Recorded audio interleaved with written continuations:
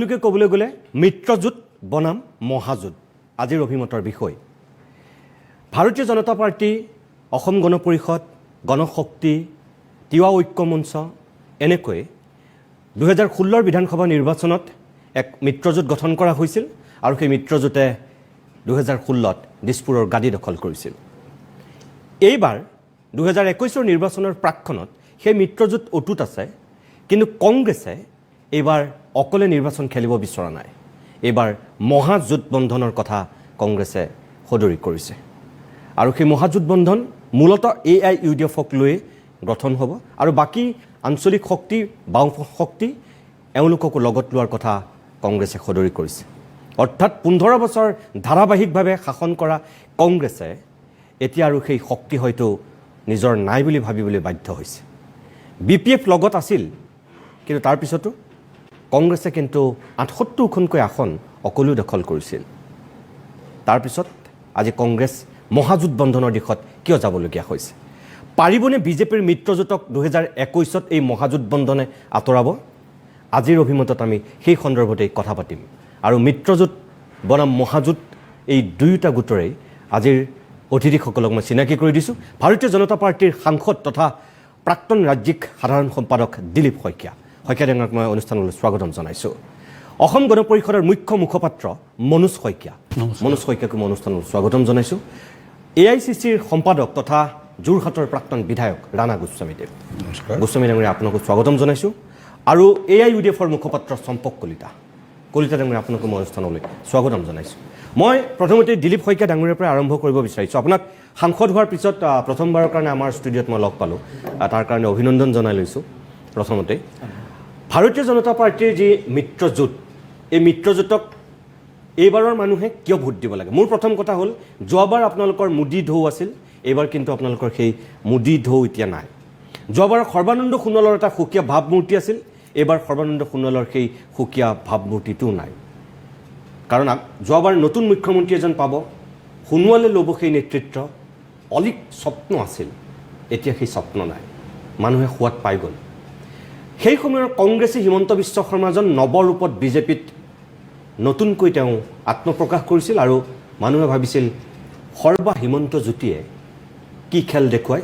দেখা যাব দেখিলে কি খেল দেখুৱালে তাৰপিছত এইবাৰ আপোনালোক আকৌ 100+ কথা কৈ আছে অসমৰ জনতাক যোৱাবাৰ মোদী ঢৌ থাকোঁতে আপোনালোকে অকলে 60খন আসন দখল কৰিছিল এইবাৰ মোদী ঢৌ নাই সোণোৱালৰ সেই ভাৱমূৰ্তি নাই তাৰপিছতো 100+ এইটো ক'ব লাগে কাৰণে কোৱা কথা নে সঁচাকৈ আপোনালোকে কিবা ৰণকৌশল যিখিনি ইয়াত ক'ব নোৱাৰে নক'ব যিখিনি ক'ব পাৰে মানুহৰ আস্থা আৰু বিশ্বাস আদায় কৰিবৰ কাৰণে কৈ আছে নেকি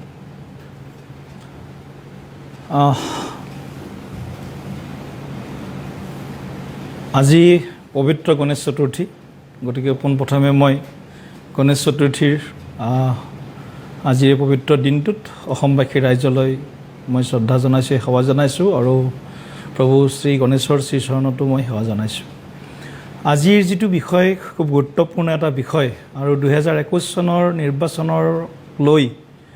অসমৰ ৰাজনৈতিক ক্ষেত্ৰখনত যি ধৰণৰ এক চৰ্চা আৰম্ভ হৈছে তাক লৈ আজিৰ এই বিষয়টোৱে নিশ্চিতভাৱে গুৰুত্ব পাইছে পাব আগন্তুক দিনতো আৰু আজিৰ দিনটোত আপুনি কোৱাৰ ধৰণে প্ৰথমবাৰৰ কাৰণে মিত্ৰজোঁট বনাম মহাজোঁট চাগে একেলগে বহিছে ধন্যবাদ চাওক 2016 চনত ভাৰতীয় জনতা পাৰ্টীয়ে অসম গণ পৰিষদ BPF তিৱা ৰাভা ইত্যাদি সৰু সৰু অন্যান্য ৰাজনৈতিক আঞ্চলিক দলৰ লগত মিত্ৰতাত আবদ্ধ হৈ আমি ৰামধেনু সদৃশ মিত্ৰতাৰে প্ৰায় 78খন আসন আমি লাভ কৰিছিলোঁ ভাৰতীয় জনতা পাৰ্টীয়ে অকলে 60খন আসন আমি দখল কৰিছিলোঁ পৰৱৰ্তী সময়ত যোৱা প্ৰায় 4.5 বছৰত আমি অসমবাসীক যিখিনি প্ৰতিশ্ৰুতি দিছিলোঁ সেই প্ৰতিশ্ৰুতিসমূহ আমি আখৰে আখৰে ৰূপায়ণৰ বাবে আমি আগবাঢ়িছোঁ কথামতে আমি কামত হাত দিছোঁ কথামতে আমি কাম কৰিছোঁ আৰু ৰাইজৰ আস্থা আৰু বিশ্বাস অৰ্জন কৰিছোঁ কেৱল বিধানসভা বা লোকসভা কেন্দ্ৰিক নিৰ্বাচনৰ কথাই নাহে লোকসভা নিৰ্বাচনৰ আগত আৰু কেইবাটাও নিৰ্বাচন হৈ গ'ল হয় উপ নিৰ্বাচন কওক পঞ্চায়ত নিৰ্বাচন কওক আপোনাৰ কাৰ্বি স্বায়ত্তশাসিত পৰিষদৰ নিৰ্বাচন কওক হয় বা ডিমাছ হাছাও স্বায়ত্তশাসিত পৰিষদৰ নিৰ্বাচন কওক সোণোৱাল কছাৰী নিৰ্বাচন কওক আমাৰ ৰাভা হাছুঙৰ নিৰ্বাচন কওক সকলো নিৰ্বাচনত ক্ৰমাগতভাৱে ভাৰতীয় জনতা পাৰ্টীয়ে অসমৰ খিলঞ্জীয়া মানুহৰ আস্থা আৰু বিশ্বাস অৰ্জন কৰি আটাইকেইটা উপ নিৰ্বাচনেই হওক পঞ্চায়ত নিৰ্বাচনেই হওক বা আমাৰ পৰিষদীয় নিৰ্বাচনেই হওক সকলো নিৰ্বাচনতেই ভাৰতীয় জনতা পাৰ্টীয়ে আশানুৰূপ সফলতা লাভ কৰিবলৈ সক্ষম হৈছে অৰ্থাৎ এইটোৱে প্ৰতীয়মান কৰায় যে ভাৰতীয় জনতা পাৰ্টীৰ কাম কাজত অসমবাসী ৰাইজ এতিয়াও আস্থা আৰু বিশ্বাস এতিয়াও ৰোপণ কৰি আছে আজি বহুতে এটা বিষয় উত্থাপন কৰিছে ভাৰতীয় জনতা পাৰ্টীৰ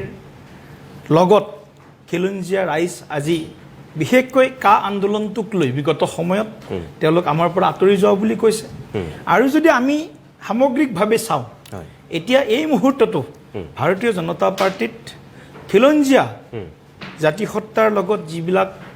ব্যক্তি অনুষ্ঠান জড়িত হৈছে তেওঁলোকো আজি আমাৰ লগত আজি আমাৰ পৰা আঁতৰি যোৱা নাই নিশ্চিতভাৱে আমাৰ লগত আজি অৱস্থান কৰি আছে ভাৰতীয় জনতা পাৰ্টীৰ কাম একেবাৰে আমাৰ খিলঞ্জীয়া প্ৰতিটো জাতি জনগোষ্ঠীৰ সমবিকাশ সমমৰ্যাদা সম অধিকাৰৰ পৰা আৰম্ভ কৰি সাধাৰণ সকলো যি ক্ষেত্ৰত আজি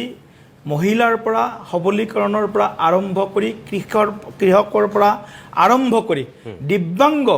বিধৱা মহিলাগৰাকীলৈকে আমি সমাজৰ প্ৰতিটো ক্ষেত্ৰক স্পৰ্শ কৰাকৈ এনেকুৱা তেওঁলোকৰ মানে জীৱন ধাৰণৰ মান উন্নত কৰা সামাজিক সুৰক্ষা নিৰাপত্তা সুনিশ্চিত কৰাৰ স্বাৰ্থত ইমানখিনি কাম কৰিলোঁ সেই কামৰ নিশ্চয় অসমবাসীয়ে বিশ্লেষণ কৰিছে আৰু তাৰ মূল্য নিশ্চয় দিব আৰু যিটো কথা আজি আলোচনা কৰিব লগা হৈছে এই গোটেই কথাটো এটা মস্ত বুমেৰেং হ'ব এই মহাজোঁট আৰু কি বুলি কৈছে আপুনি বনাম মিত্ৰজোঁট গতিকে এই মহাজোঁটৰ যিটো কল্পনা এটা অলিক কল্পনা হ'ব গতিকে সেই সময়ত আমি গোটেইখিনি কথা পোহৰলৈ আহিব 2021 নিৰ্বাচনৰ সময় ঠিক আছে মই ধন্যবাদ জনাইছোঁ মই ৰাণা গোস্বামী ডাঙৰীয়াৰ কাষলৈ আহিব বিচাৰিছোঁ বুমেৰাং হ'ব মহাজোঁট বন্ধনৰ কথা কংগ্ৰেছৰ 15 বছৰীয়া যি ৰাজত্ব সেই ৰাজত্বৰ বহু অপশাসন ভ্ৰষ্টাচাৰৰ কথা অসমৰ মানুহৰ মনত আছে কিছুমান মানুহে ভাল কাম কৰিছিল আৰু কিছুমানে খুব বেয়া কৰিছিল যাৰ ফল হয়তো আপোনালোকে পালে যোৱাবাৰ পালে এইবাৰ আপোনালোকে এতিয়া মহাজোঁট বন্ধনৰ কথা কৈছে দিলীপ শইকীয়াই পোনপটীয়াকৈ কৈছে এইবিলাক অলিক কল্পনা হ'ব তাৰ বাহিৰে একো নহয় 21ত ফলাফল স্পষ্ট হ'ব আৰু এখেতসকলে 100+ কথা এই কাৰণেই কৈছে যে যিখিনি প্ৰতিশ্ৰুতি দিছিল আখৰে আখৰে পালন কৰিছে প্ৰতিটো জনগোষ্ঠী জাতি সকলো শ্ৰেণীৰ লোকক তেওঁলোকে আজিও আহ্লাদিত কৰি ৰাখিব পাৰিছে আৰু বিজেপিৰ প্ৰতি তেওঁলোক এতিয়াও মোহভংগ হোৱা নাই মোহগ্ৰস্ত হৈ আছে এতিয়াও আপুনি কি ধৰণে ক'ব নিতুমণি প্ৰথম মই ইয়াৰ পৰা আৰম্ভ কৰিব লাগিব যে প্ৰথম কথাটো হৈছে যে আপুনি আৰম্ভণিতে ক'লে যে সেই সময়ত মানুহে প্ৰথমতে বিজেপি চৰকাৰৰ প্ৰতি মানুহৰ মোহ জাগিছিল সৰ্বানন্দ সোণোৱাল প্ৰতি মোহ জাগিছিল হিমন্ত বিশ্ব শৰ্মাৰ যুটিৰে ভাল কাম হ'ব বুলি ভাবিছিল মানুহ বহুত আশা কৰিছিল স্বাভাৱিক কথা মানুহ সদায় আশাবাদী এতিয়া মই আৰম্ভ কৰোঁ যে আপুনি মুখতে ওলালে বা আপুনি যিটো পাব্লিকৰ ভিউ সেইখিনি আপোনাৰ মুখেদি প্ৰকাশ কৰিলে যে সৰ্বানন্দ সোণোৱালৰ সেয়া জনপ্ৰিয়তা এতিয়া নাই এটা কথা মন কৰিব সেই দিনটোলৈ নিশ্চয় অসমবাসী ৰাইজৰ মনত আছে যে সৰ্বানন্দ সোণোৱালক খানাপাৰাৰ খেলপথাৰত কাষত বহুৱাই ভাৰতৰ প্ৰধানমন্ত্ৰী নৰেন্দ্ৰ মোদী ডাঙৰীয়াই কৈছিল আপুনি সৰ্বানন্দ সোণোৱাল ডাঙৰীয়াৰ কথা কোৱাৰ কাৰণেহে মই কৈছিল যে সকলোৰে আনন্দ সৰ্বানন্দ আৰু সেইটোৱে মানুহৰ অন্তৰত আঘাত সানিছিল আৰু সেই মিটিঙতে সেই প্ৰধানমন্ত্ৰীগৰাকী আজিও যিগৰাকী প্ৰধান ঘোষণা কৰিছিল যে 16 মে'ত ৰিজাল্ট দিব 17 মে' তাৰিখে অসমৰ পৰা বাংলাদেশে তালি টোপোলা বান্ধি যাব লাগিব যিটো বাংলাদেশী কথাৰে সমগ্ৰ অসমত জাতীয় আন্দোলন চলি আছিল সেই কথাবিলাকে সেই সময়ত মানুহৰ মন চুই গৈছিল আৰু সেইকাৰণে এটা মানে আৰু লগতে মানুহক যি পৰিৱৰ্তনৰ আশাত বোৱাই দিছিল সেই পৰিৱৰ্তনৰ আশাত একচুৱেলি মানুহ বৈ গৈছিল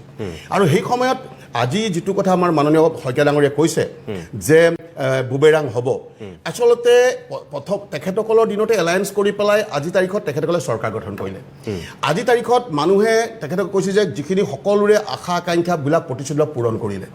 কিন্তু মই যদি কওঁ কিন্তু যদি ভাৰতবৰ্ষৰ স্বাধীনতা লাভ কৰাৰ পিছত যদি সকলোতকৈ একেবাৰে বিফল এখন মন্ত্ৰীসভা এইখনে মন্ত্ৰীসভা আৰু সকলোতকৈ অশান্তিৰ মাজেদি সকলোতকৈ শান্তি নোহোৱা আমাৰ জাতি জনগোষ্ঠী অসমীয়া অসমৰ সকলো মানুহৰ কোনো ধৰণৰ শান্তি নোপোৱা এখন যদি চৰকাৰ এই 4 বছৰ 4 মাহ হৈ গ'ল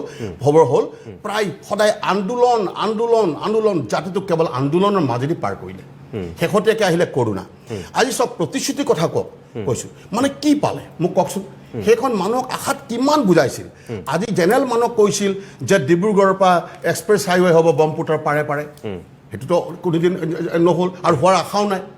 ঠিক তেনেদৰে তেখেতসকলে কৈছিল যে সেই সময়ত কৈছিল যে আমাৰ ব্ৰহ্মপুত্ৰ খানিব আনকি আজি কেইদিনমানৰ আগত নীতিন গাডকাৰী কৈলে যে ব্ৰহ্মপুত্ৰ খানিলে কবই নাপায় ব্ৰহ্মপুত্ৰ খানিলে বুলি পেলাই তেখেতে কৈ দিলে ডেজাৰ আহি আছে বুলি পেলাই আমাৰ জল সম্পদ মন্ত্ৰীয়ে কিমানবাৰ অসমৰ ৰাইজক ভুৱা প্ৰতিশ্ৰুতি দিলে আহি গ'ল বুলি ক'লে ব্ৰহ্মপুত্ৰ খনা কথা ক'লে তেওঁলোকে টুইন টাৱাৰ হ'ব বুলি ক'লে তেওঁলোকে আজি চব কিমানবিলাক আনকি তেওঁলোকে চাহ জনগোষ্ঠী ভোট ল'বলৈ কৈছিলে যে চাহ জনগোষ্ঠীসকলৰ হাজিৰা আমি 351 টকা কৰিম আজি সেইটো চেঁচা পানী পৰিলে আজি ছোৱালীবিলাকক মুখ মুহিবলৈ ক'লে যে ভোট ল'বলৈ ক'লে তোমালোকে ভোট দিয়া কংগ্ৰেছে তোমালোকক চাইকেল দিছে আমি তোমালোকে স্কুটি দিম চেঁচা পানী পৰিলে আজি তাৰিখত ঠিক তেনেকৈ প্ৰত্যেকটো আজি তাৰিখত আপোনাৰ শেহতীয়াকৈ নৰেন্দ্ৰ মোদী ডাঙৰীয়ে ক'লে যে আমাৰ নতুনকৈ বিয়া হ'ব পৰা ল'ৰা ছোৱালীবিলাকক সোণ আছে এটোলা এটোলা সোণ দিব সেইটোও গ'ল ঠিক তেনেকৈ হেমন্ত বিশ্ব শৰ্মাই বুকু ফিন্দাই ঘোষণা কৰিছিল নিবনুৱা যুৱসকলৰ ভোট ল'বলৈ কৈছিল যে অসমত 23 লাখ নিবনুৱা আছে এই 23 লাখ নিবনুৱাক আমি চৰকাৰ গঠন কৰিলে তেওঁলোকক সংস্থাপন দিম কিন্তু সংস্থাপন দিয়া বাদ দিয়ক আজি তাৰিখত আপুনি মন কৰক আজি আমাৰ APDCLত ইণ্টাৰভিউ হৈ গ'ল আজিলৈকে 2 বছৰ হ'ল ইণ্টাৰভিউ নিযুক্তি নহ'ল এলিমেণ্টাৰী এডুকেশ্যন ইণ্টাৰভিউ হৈ গ'ল ইণ্টাৰভিউ নিযুক্তি নহ'ল পুলিচত ইণ্টাৰভিউ হৈ গ'ল আপোনাৰ নিযুক্তি নহ'ল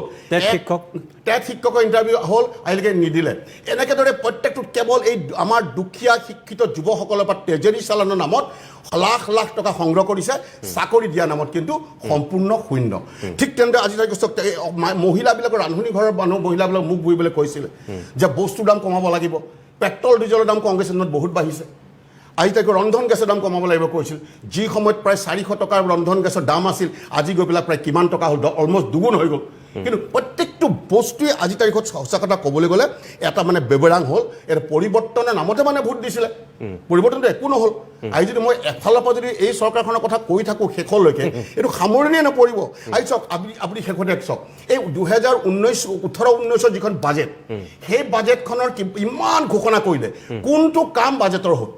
এইবাৰ আমাৰ বিত্তমন্ত্ৰী মহোদয় একদম জনজাতীয় ড্ৰেছ এটা পিন্ধি একদম সাজি পাৰি যি ধৰণে একদম কোটি কোটি টকাৰ মানে এটা বিৰাট ভাণ্ডাৰ দাঙি আনি ঘণ্টাৰ পিছত ঘণ্টা বিধায়কসকলক একেবাৰে ভাষণ দি পেলাই এটা বাজেট ভাষণ এইবাৰ দীঘলীয়া বাজেট আছে ইমান দীঘলীয়া বাজেট ইমানে দীঘলীয়া ভাষণ ভাৰতবৰ্ষই স্বাধীনতা লাভ কৰা এই 73 বছৰত এনেকুৱা বাজেট দীঘলীয়া বাজেট কোনোদিন পঢ়া নাছিল কিন্তু কোনোবা এটা বাজেটৰ কাম আজি তাৰিখলৈ হ'ল নে কওকচোন আঙুলিয়াই দিয়কচোন কোনটো কাম হ'ল কোনটো কামৰ লাভাংশ আমাৰ জনগণে পালে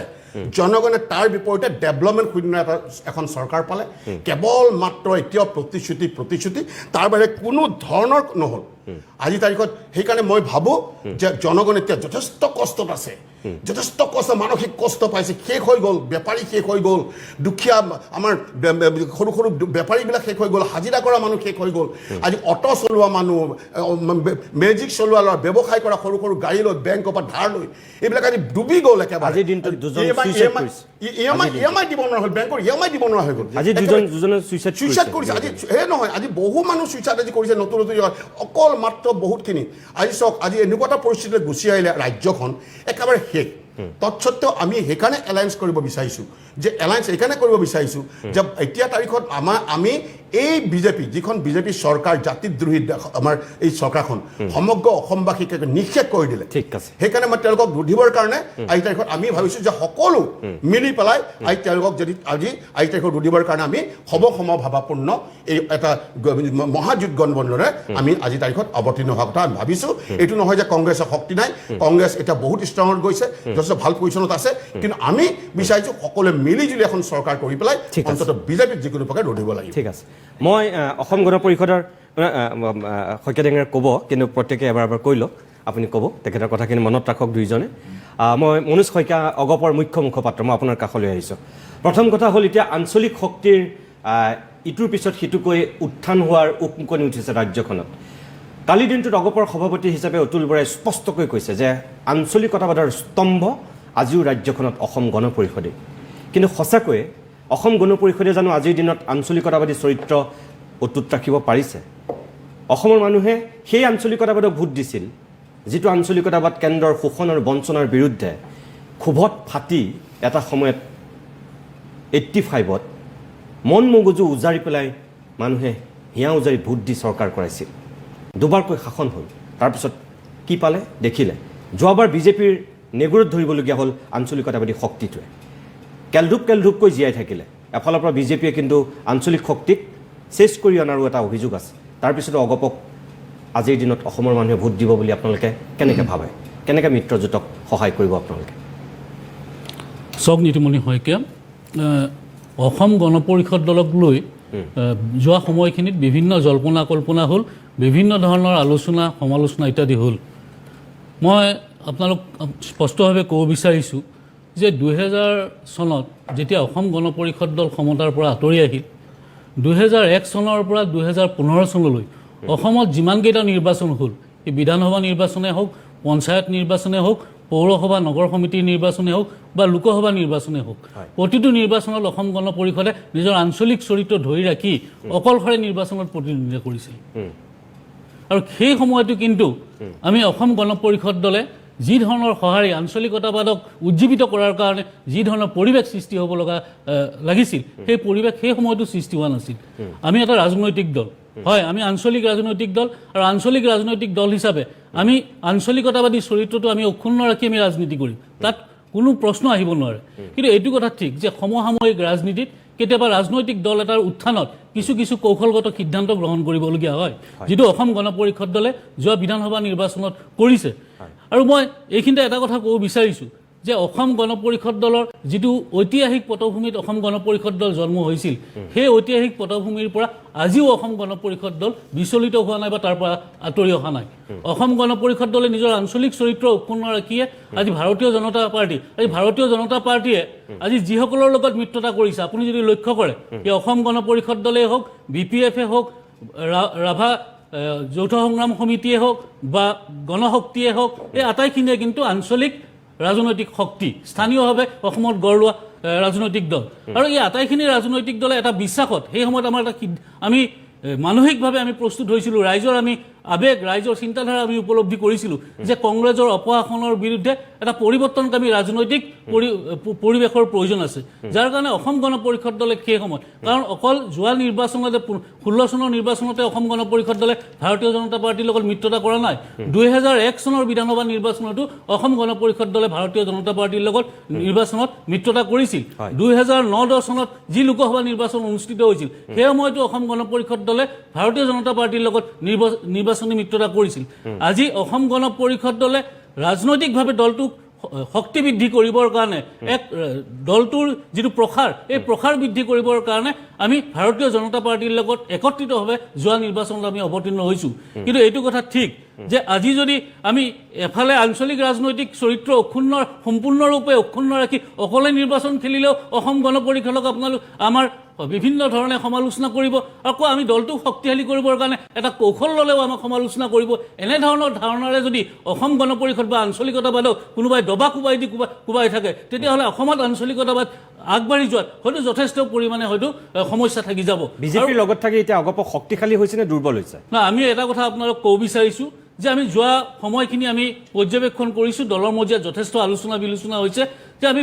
কোনোবাই কৈছে যে সৰ্বভাৰতীয় দলে আঞ্চলিক দল বা সৰু ৰাজনৈতিক দলবিলাকক গ্ৰাস কৰে, সেই কথাবিলাকো আমি পৰ্যালোচনা নকৰা নহয়। কিন্তু এইটো কথা ঠিক যে অসমত অসম গণ পৰিষদ দলে যোৱা দিনকেইটাত চৰকাৰৰ অংশীদাৰ হৈ থাকি নিজৰ সাংগঠনিক প্ৰসাৰতা বৃদ্ধি কৰিবলৈ সক্ষম হৈছে। আৰু আমি বিশ্বাস ৰাখিছোঁ যে অহা যি বিধানসভা নিৰ্বাচন অনুষ্ঠিত হ'ব, অসম গণ পৰিষদ দলে পূৰ্বতকৈ ভাল ফলাফল প্ৰদৰ্শন কৰিবলৈ সক্ষম হ'ব। আৰু দ্বিতীয়তে মই আৰু এটা কথা ক'ব বিচাৰিছোঁ যে আজি কংগ্ৰেছ দলৰ মাননীয় ৰাণা গোস্বামী ডাঙৰীয়াই তেখেতৰ কথাখিনি ইয়াত উল্লেখ কৰিছে মোৰতো মনে ধৰা নাই যে ৰাণা গোস্বামী ডাঙৰীয়াই আজি এটা পৰিৱেশৰ বশৱৰ্তী হৈ দলীয়ভাৱে এটা পৰিৱেশৰ বশৱৰ্তী হৈ তেখেতে এই মহাজোঁটক সমৰ্থন কৰিছে মই বিশ্বাস কৰা নাই যে ৰাণা গোস্বামী ডাঙৰীয়াই AIDFৰ লগত হোৱা এই বুজাবুজিত তেখেতৰ 100% সন্মতি আছে কাৰণ ৰাণা গোস্বামী ডাঙৰীয়া বা উজনি অসমৰ যি ৰাজনীতি এই ৰাজনীতিয়ে কোনো কাৰণতে AIDFৰ লগত ৰাজনীতি কৰাৰ ক্ষেত্ৰত মিত্ৰতা কৰাৰ ক্ষেত্ৰত তেখেতসকলক কেতিয়াও সেউজ সংকেত নিদিয়ে আৰু মই এই কথাটোও ক'ব বিচাৰিছোঁ যে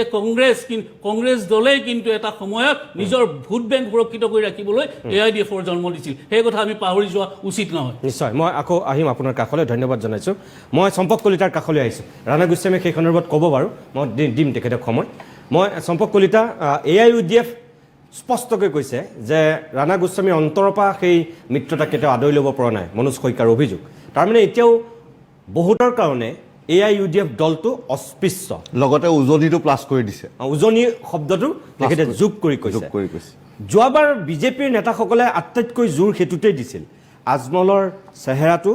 হিমন্ত বিশ্ব শৰ্মাৰ পৰা আৰম্ভ কৰি সকলোৱে যিমান পাৰে সিমান মুকলি কৰি দিছিল আৰু কৈছিল যে বদৰুদ্দিন আজমল যদি মুখ্যমন্ত্ৰী হ'ব নালাগে তেনেহ'লে খিলঞ্জীয়াৰ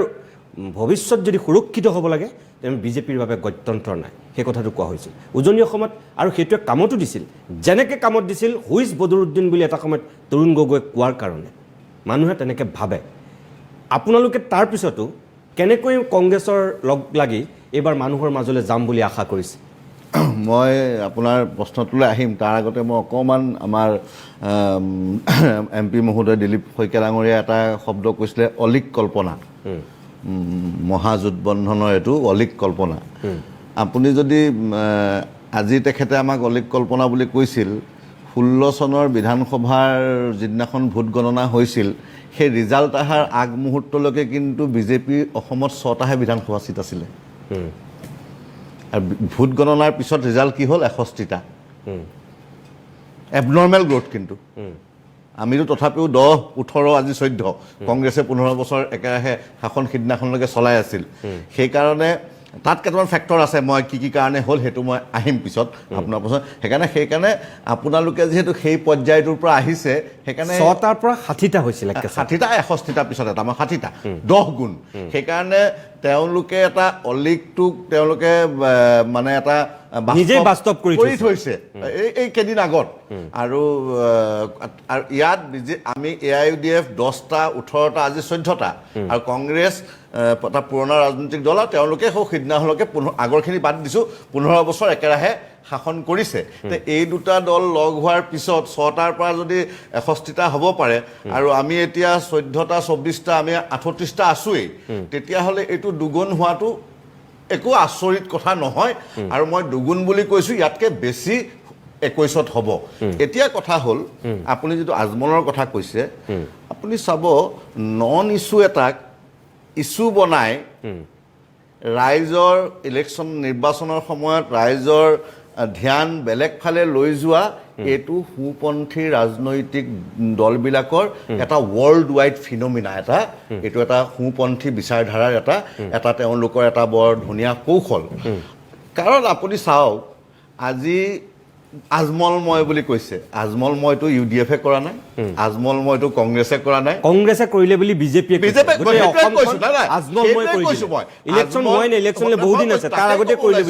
আজমলময়টো UDFে কৰা নাই আজমলময়টো কংগ্ৰেছে কৰা নাই দুটা ৰাজনৈতিক দলৰ এলায়েন্সৰ কথা হৈছে প্ৰথম কথা আৰু আজি মই এটা সৰু সৰু দুটা কথা ক'ব বিচাৰিছোঁ কাৰণ আজিকালি কি হয় ভক্তিয়ে হাৰাবলৈ চেষ্টা এটা কৰে সেইকাৰণে যুক্তিখিনিও জানিব লাগিব আপোনাৰ এটা প্ৰাইম ডিবেট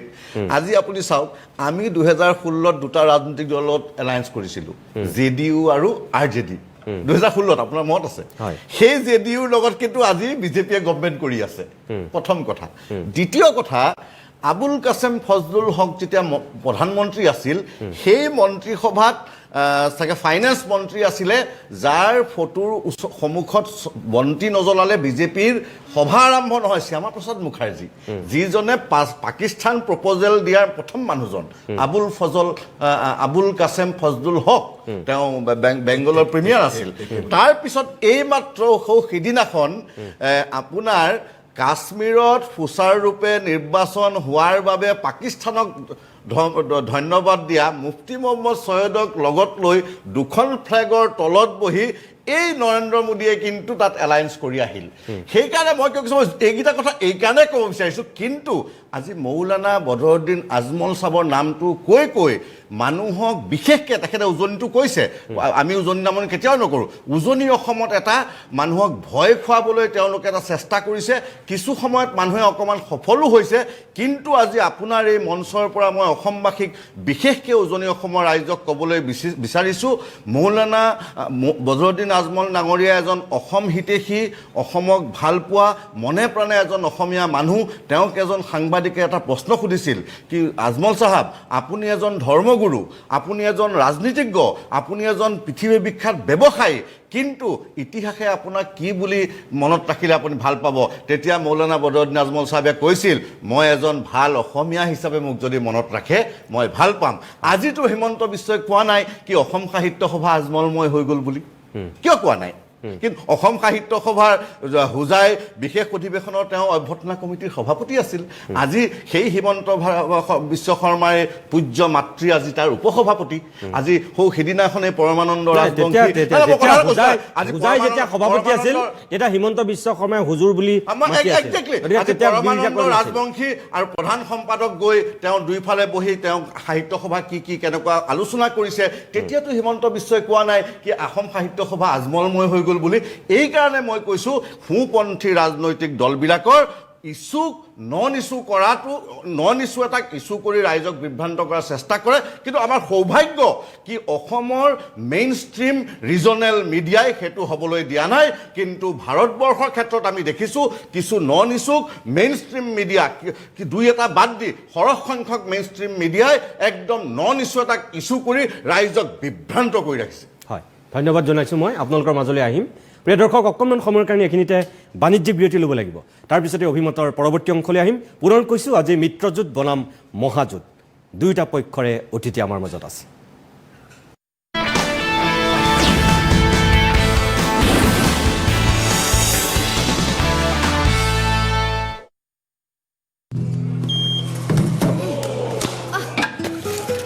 এনেকৈ ক্ৰিকেটাৰ হবা ভক্তি ক'ত দাদা কোচে কৈছে একেবাৰেই শক্তি নাই বহুত অনুশীলন কৰিব লাগিব আৰু ভক্তি তাৰ বাবে আছে ফৰ্চুন সয়াবড়ি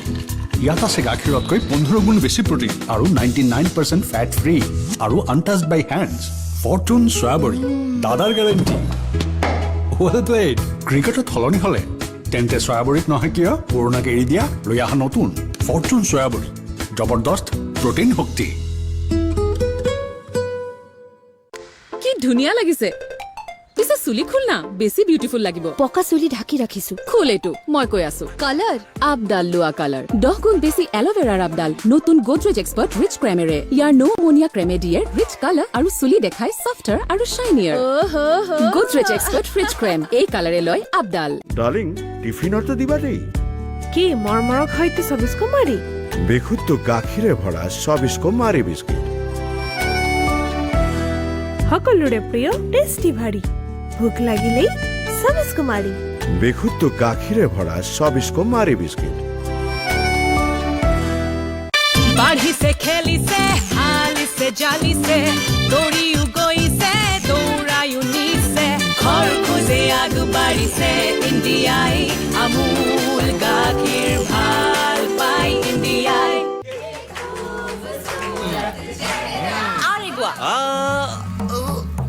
এচিডিটি নেমু পানী খাবা আৰে কোনোবাই কলা নিমখ আনা এই সকলো এৰা ইনো লোৱা ইনো এচিডিটিত কাম আৰম্ভ কৰে মাত্ৰ 6 ছেকেণ্ডতে আজ মে উপৰ ইনো জিঅক লাইফ নন ষ্টপ সাধাৰণ চিমেণ্টে এটা এয়াৰ ষ্ট্ৰিপ তৈয়াৰ কৰোঁতে লয় 28 দিন ই লয় কেৱল 4 দিন হয় এয়া হ'ল ভৱিষ্যতৰ প্ৰযুক্তি যাক আজি আমাৰ ওচৰলৈ লৈ আনিছে Dalmiya চিমেণ্টে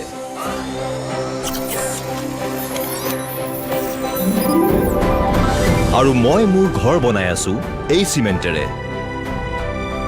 Dalmiya cement future today এই সৰু পেকেট নাম ক নিধি আপোনাৰ নাম কি ডাঙৰ পেকেট ভিতৰৰ পৰা যিমান ষ্ট্ৰং আপুনি তাইক কৰি তুলিছে এতিয়া ভিতৰৰ পৰা সিমানেই ষ্ট্ৰং হৈ পৰিব তাইৰ স্মাইল নতুন কলগেট ষ্ট্ৰং টিথৰ সৈতে য'ত আছে আমিনো শক্তি ই দাঁতৰ নেচাৰেল কেলচিয়াম বৃদ্ধি কৰাত সহায় কৰে আৰু দাঁত কৰি তোলে ভিতৰৰ পৰা ষ্ট্ৰং এইটো কি এইটো good night gold flash flash মোডত ফ্ল্যাশ পেপারস পুলিশৰ দৰে সুকে কোনে লুকাই থকা ডকাইত মহক বিচাৰি কৰে ধপক ধপক ভাৰতৰ আটাইতকৈ powerful liquid vaporiser good night gold flash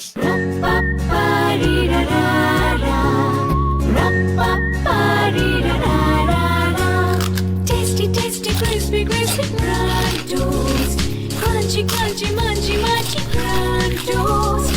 everybody likes to snack on crunchos Prantos, the taste of the world. হৌৰা ককাইদেউ আপোনাৰ পেটৰ অসুখ আছে নেকি মানুহে এনে গম্ভীৰ সমস্যাক হাঁহি ফূৰ্তিৰে উৰুৱাই দিয়ে বিশেষ জড়িবুটিৰে তৈয়াৰী পেট চফা আয়ুৰ্বেদিক চূৰণ আজি লৈ আহক পেট চফাৰ প্ৰথম ৰাতিৰ পৰাই কাম কৰিবলৈ আৰু ই অভ্যাসতো পৰিণত নহয় পেট চফা প্ৰতিদিনে মজা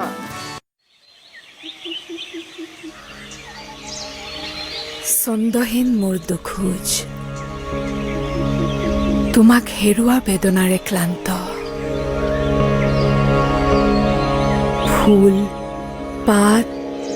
বা কলিৰ সুবাসত তোমাৰ ৰঙেৰেই ৰঙিয়ান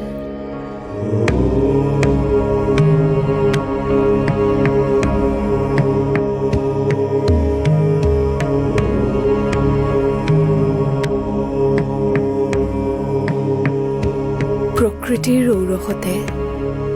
পুনৰ বিচাৰি পালো মই সেই একেই নিৰোজতা একেই সৌন্দৰ্য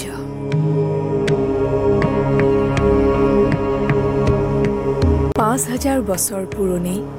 আয়ুৰ্বেদিক জ্ঞানৰ আধাৰিত মিশ্ৰণেৰে তৈয়াৰী শ্ৰেয়াঞ্জলি ব্যৱহাৰ কৰক শ্ৰেয়াঞ্জলি Ayurveda University of Science and Technology Meghalaya. Unveil your inherent qualities and achieve academic excellence. To fulfill your higher education dreams, join USTM, the People's University.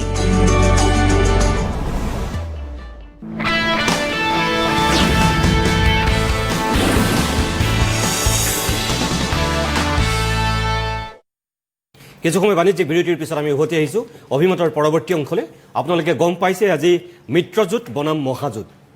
ভাৰতীয় জনতা পাৰ্টি অসম গণ পৰিষদ এফালে BPF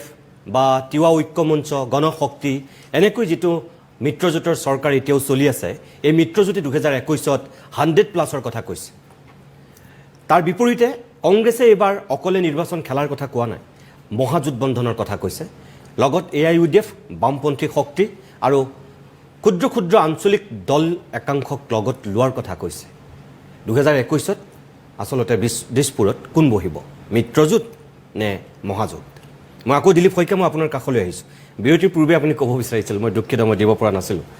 ৰাণা গোস্বামীৰ কেইবাটাও কথা চাগে আপুনি উত্তৰ দিব আপুনি সেইখিনি দিয়ক কিন্তু তাৰ বাহিৰেও মোৰ নিজাকে আপোনাক এটা কথা কওঁ বিজেপিক যোৱাবাৰ স্পষ্ট ৰূপত এজন মানুহে নেতৃত্ব দিছিল মুখ্যমন্ত্ৰী হ'ব বুলি সকলোৱে ধৰি লৈছিল সভাপতি তেখেত আছিল নিৰ্বাচনৰ শেষ সময়ত এইবাৰ কিন্তু এতিয়ালৈকে অলপ ধূসৰ হৈছে বিজেপিত সৰ্বানন্দ সোণোৱালে মুখ্যমন্ত্ৰী হ'ব বুলি বিজেপিৰ ফালৰ পৰা এতিয়ালৈকে ক'ব পৰা নাই নৰেন্দ্ৰ মোদী যেতিয়া 14 চনত প্ৰধানমন্ত্ৰী হ'ল তাৰপিছত 19ৰ নিৰ্বাচনততো কোনেও প্ৰশ্ন কৰা নাছিল ৰাজনাথ সিং নে অমিত শ্বাহ নে নীতিন গাডকাৰী কোন প্ৰধানমন্ত্ৰী হ'ব বুলি সবে ভাবি লৈছিল নৰেন্দ্ৰ মোদীৰ প্ৰধানমন্ত্ৰী কিন্তু এইবাৰ আপোনালোকৰ আনকি ৰাজ্যিক সভাপতিগৰাকীও দলৰ কেন্দ্ৰীয় নেতৃত্বলৈ ঠেলিছে বিধায়কলৈ ঠেলিছে কিয় সৰ্বানন্দ সোণোৱালে আকৌ মুখ্যমন্ত্ৰীৰ প্ৰাৰ্থী 100+ৰ কথা কৈছে যদি 60ৰ পৰা যদি 100 হ'ব লগা হয় তেনেহ'লে 40খন এখন বৃদ্ধি হ'ব অৰ্থাৎ মিত্ৰজোঁট ব্যাপক ৰূপত সফল হ'ব লাগিব যদি ব্যাপক ৰূপত সফল হৈছেই তেনেহ'লে মুখ্যমন্ত্ৰীজন ক'ত বিফল হ'ল তেওঁটো সফল লিডাৰ হ'ব লাগিব তেওঁ নেতৃত্বতে আকৌ চৰকাৰখন আহিব লাগিব কথাটো ক'ৰবাত অকণমান খেলি মেলি হোৱা নাইনে চাওক কংগ্ৰেছৰ বৰ্তমান যিটো স্থিতি তেওঁলোক এতিয়া নিৰুপায় কংগ্ৰেছ আজি যদি লোকসভা নিৰ্বাচনৰ কথাই চাওক বা আগৰ পঞ্চায়ত নিৰ্বাচন বিভিন্ন নিৰ্বাচনত চাওক কংগ্ৰেছ হতাশজনকভাৱে তেওঁলোক মানে হতাশজনকভাৱে পৰাজিত হৈছে আৰু এতিয়া অসমৰ ৰাইজে 55 বছৰ কংগ্ৰেছৰ শাসন দেখিলে গোটেই কথাখিনি একেবাৰে ভিতৰত গৈ কংগ্ৰেছৰ নীতি ৰীতি গোটেইখিনি কথা একেবাৰে চাক্ষু দেখাই নহয় হৃদয়ঙ্গম কৰিলে কংগ্ৰেছৰ যিটো বাংলাদেশী মানে মানুহৰ প্ৰতি যিটো প্ৰীতি বাংলাদেশৰ পৰা সন্দেহযুক্ত যিসকল লোক আহি ভাৰতৰ নাগৰিকত্ব তেওঁলোকক দিলে কংগ্ৰেছৰ দিনত সৰ্বাধিক লোকক ৰেচন কাৰ্ডৰ পৰা ভোটাৰ লিষ্টৰ পৰা আৰম্ভ কৰি গোটেইখিনি তেওঁলোকৰ দিনত দিলে আজি কংগ্ৰেছে বাংলাদেশৰ মুছলমানক দিলে আৰু বিজেপিয়ে বাংলাদেশৰ হিন্দুক দিব বিচাৰিছে চাওক পাৰ্থক্য ক'ত একেইটো হ'ল এতিয়া কথাটো হ'ল কংগ্ৰেছৰ বাংলাদেশীৰ যিটো ভোট বেংকৰ ৰাজনীতি সেই ভোট বেংকৰ ৰাজনীতিটো এটা সময়ত অকণমান দুৰ্বল হোৱাৰ পৰিপ্ৰেক্ষিতত 2005 চনত IMDT আইন যেতিয়া বাতিল হ'ল তেতিয়া দেখিলে যে ইউডিএফ জন্ম হ'ল ইউডিএফৰ লগত তেওঁলোকৰ ভোট বেংকৰ ইণ্টাৰেষ্ট ক্লেছ এটা আহি গ'ল আৰু ইণ্টাৰেষ্ট ক্লেছ অহাৰ পিছত কংগ্ৰেছ বিভিন্ন এনেকুৱা বিশেষ সংখ্যালঘু প্ৰধান অঞ্চলত কংগ্ৰেছ নিহকটীয়া হৈ গ'ল তো তেওঁলোকৰ হাতত উপায় নাছিল আৰু এই যিটো আজি মহামিত্ৰজোঁট বা মহাগঠবন্ধনৰ যিটো কথা কৈছে কংগ্ৰেছৰ লগত ইউডিএফৰ মিত্ৰতাটো বহু দিনৰ পৰাই চলি আছে 2005 চনত ইউডিএফ জন্ম হোৱাৰ পৰৱৰ্তী সময়ত প্ৰতিটো নিৰ্বাচনত কংগ্ৰেছে প্ৰত্যক্ষভাৱে নহলেও পৰোক্ষভাৱে ইউডিএফ দলৰ লগত মিত্ৰতা কৰি আছে কিন্তু ৰাইজক হয়তো তেওঁলোকক প্ৰকৃত চেহেৰাটো হয়তো ৰাইজে দেখিবলৈ পোৱা নাছিল কিন্তু লাষ্ট 2019 চনৰ মই একদম শেহতীয়া নিৰ্বাচনৰ কথা কৈছো শেহতীয়া লোকসভা নিৰ্বাচনৰ সময়ত আপুনি দেখিব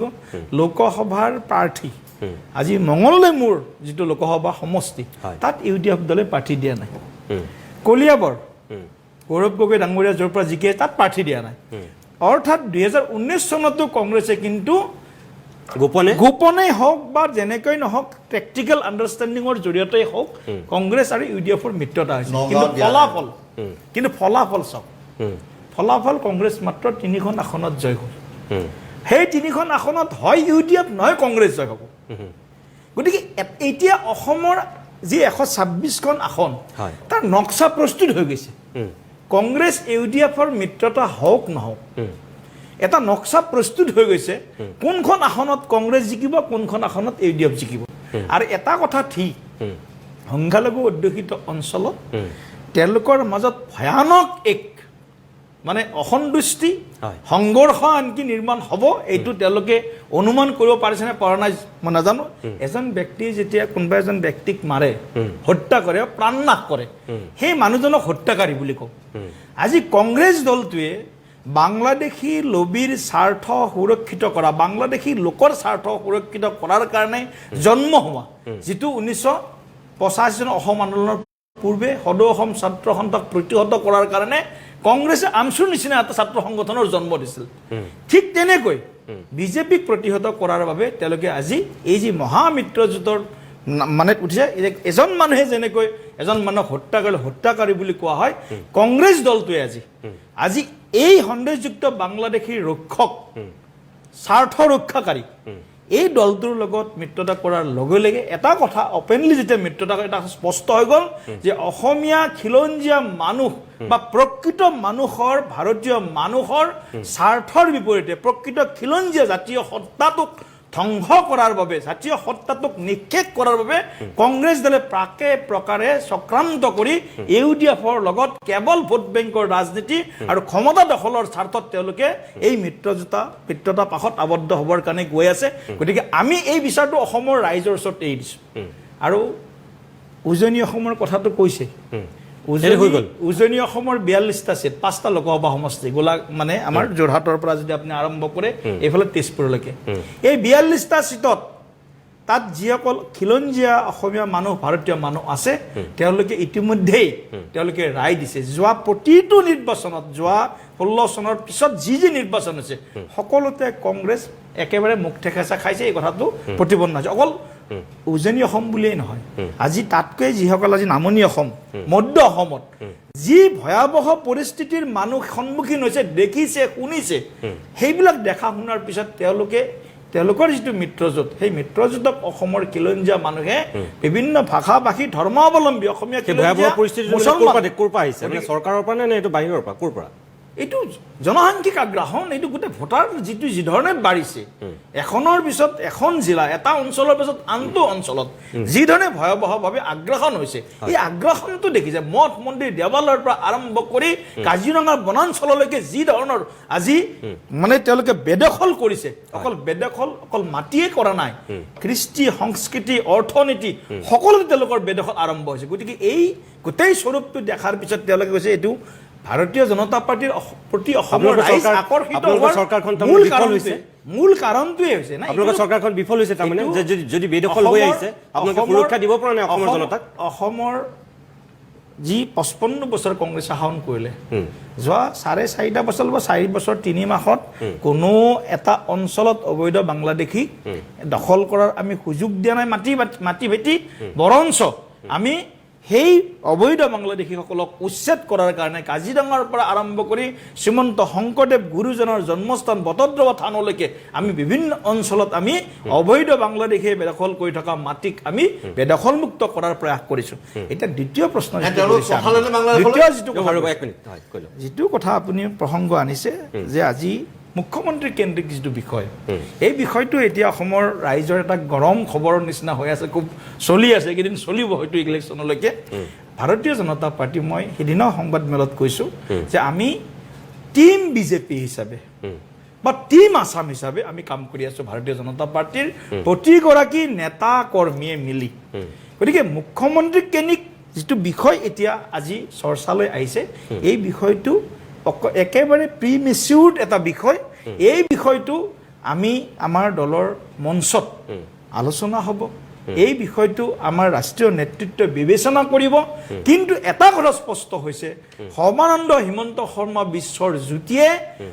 অভূতপূৰ্বভাৱে এই চৰকাৰখনক সফল কৰাৰ কাৰণে দিনে নিশাই এক কৰি যি ধৰণে ৰাইজৰ ওচৰত জবাবদিহি হৈ দায়িত্ব পালন কৰিছে এইটো কিন্তু পূৰ্বৰ কোনো চৰকাৰৰ দিনত এনেকুৱা পৰিৱেশ আজি অসমৰ ৰাইজে দেখা নাছিল জানিছোঁ মানে এইবাৰ মুখ্যমন্ত্ৰী প্ৰাৰ্থীতে মানে সৰ্বানন্দ সোণোৱাল নহয় আপোনালোকৰ নিশ্চিতভাৱে সৰ্বানন্দ সোণোৱাল বৰ্তমান ৰাজ্যৰ মুখ্যমন্ত্ৰী গতিকে মুখ্যমন্ত্ৰীৰ নেতৃত্বত চৰকাৰখন চলি আছে তেওঁৰ নেতৃত্বত কাম কাজ এতিয়া চলি আছে কিন্তু মই 2021ৰ কথা কৈছোঁ 2021ত পৰিস্থিতি পৰিৱেশ আৰু কেন্দ্ৰীয় নেতৃত্ব দলৰ মজিয়াত গোটেই বিষয়টো আলোচনা কৰি এই বিষয়টো আলোচনা হ'ব কিন্তু অসমৰ ৰাইজৰ মনৰ যিটো উমান সেই মনৰ উমানটো লৈ ৰাষ্ট্ৰীয় নেতৃত্বই নিশ্চয় সঠিক সিদ্ধান্ত ল'ব কিন্তু এটা কথা স্পষ্ট যে আমি যদি কোনোবাই ভাবিছে যে হিমন্ত বিশ্ব শৰ্মা আৰু সৰ্বানন্দ সোণোৱাল ডাঙৰীয়াৰ মাজত কিবা এটা নতুন সংঘাত সৃষ্টি কৰি আমি বিজেপিটোক দুৰ্বল কৰোঁ নেকি মিত্ৰজোঁটটোক দুৰ্বল কৰোঁ নেকি এই যদি কোনোবাই ষড়যন্ত্ৰ কোনোবাই যদি চক্ৰান্ত ৰচনা কৰিছে এই চক্ৰান্তত কোনেও সফল হ'ব নোৱাৰে এই কথাটো কোনোবাটো কোন কংগ্ৰেছ নেকি নে কোনোবা মিডিয়া নে কি এতিয়া চাওক এই গোটেই কথাটো আপুনি চাওক এই কথাবিলাকৰ ইয়াৰ এংগলবিলাক বহুত এতিয়া আজি নতুনকৈ এটা মই ছ'চিয়েল মিডিয়াত পালোঁ যে বিজেপিৰ বোলে তৃতীয়জন কোনোবা মুখ্যমন্ত্ৰীৰ নাম ওলাইছে আমাৰ জাষ্টিছ ৰঞ্জন গগৈ তেওঁৰো নামটো বোলে চৰ্চাত আহিছে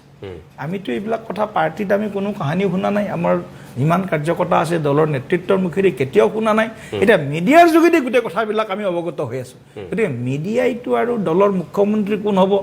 দলৰ স্বাস্থ্যমন্ত্ৰী কোন হ'ব এই কথাটো মিডিয়াই নিৰ্ধাৰণ নকৰে গতিকে গোটেই কথাটো আমি হৈছে আমাৰ দলৰ কাম কাজ নেতৃত্বৰ যি কাম কাজ আজি দক্ষতা সন্দৰ্ভত যদি কথা আহে দক্ষতা হেমন্ত বিশ্ব শৰ্মাক আজি কংগ্ৰেছ দলেও আজি তেওঁৰ দক্ষতাক আজি মানে কোনেও স্বীকাৰ নকৰাকৈ থাকিব নোৱাৰে অসম গণ পৰিষদক ইউডিএফক দক্ষতা সন্দৰ্ভত যদি কয় কিন্তু মুখ্যমন্ত্ৰী কেন্দ্ৰিক যিটো বিষয় এই বিষয়টো সম্পূৰ্ণ দলৰ আভ্যন্তৰীণ বিষয় আমাৰ দলৰ মজিয়াত এই বিষয়টো আলোচনা হ'ব আৰু নিশ্চিতভাৱে সৰ্বানন্দ সোণোৱাল ডাঙৰীয়াৰ নেতৃত্বত অসমখন বহু বছৰ আগুৱাই গৈছে যিটো হিতেশ্বৰ শইকীয়া ডাঙৰীয়াৰ দিনত হওক বা তৰুণ গগৈ ডাঙৰীয়াৰ দিনত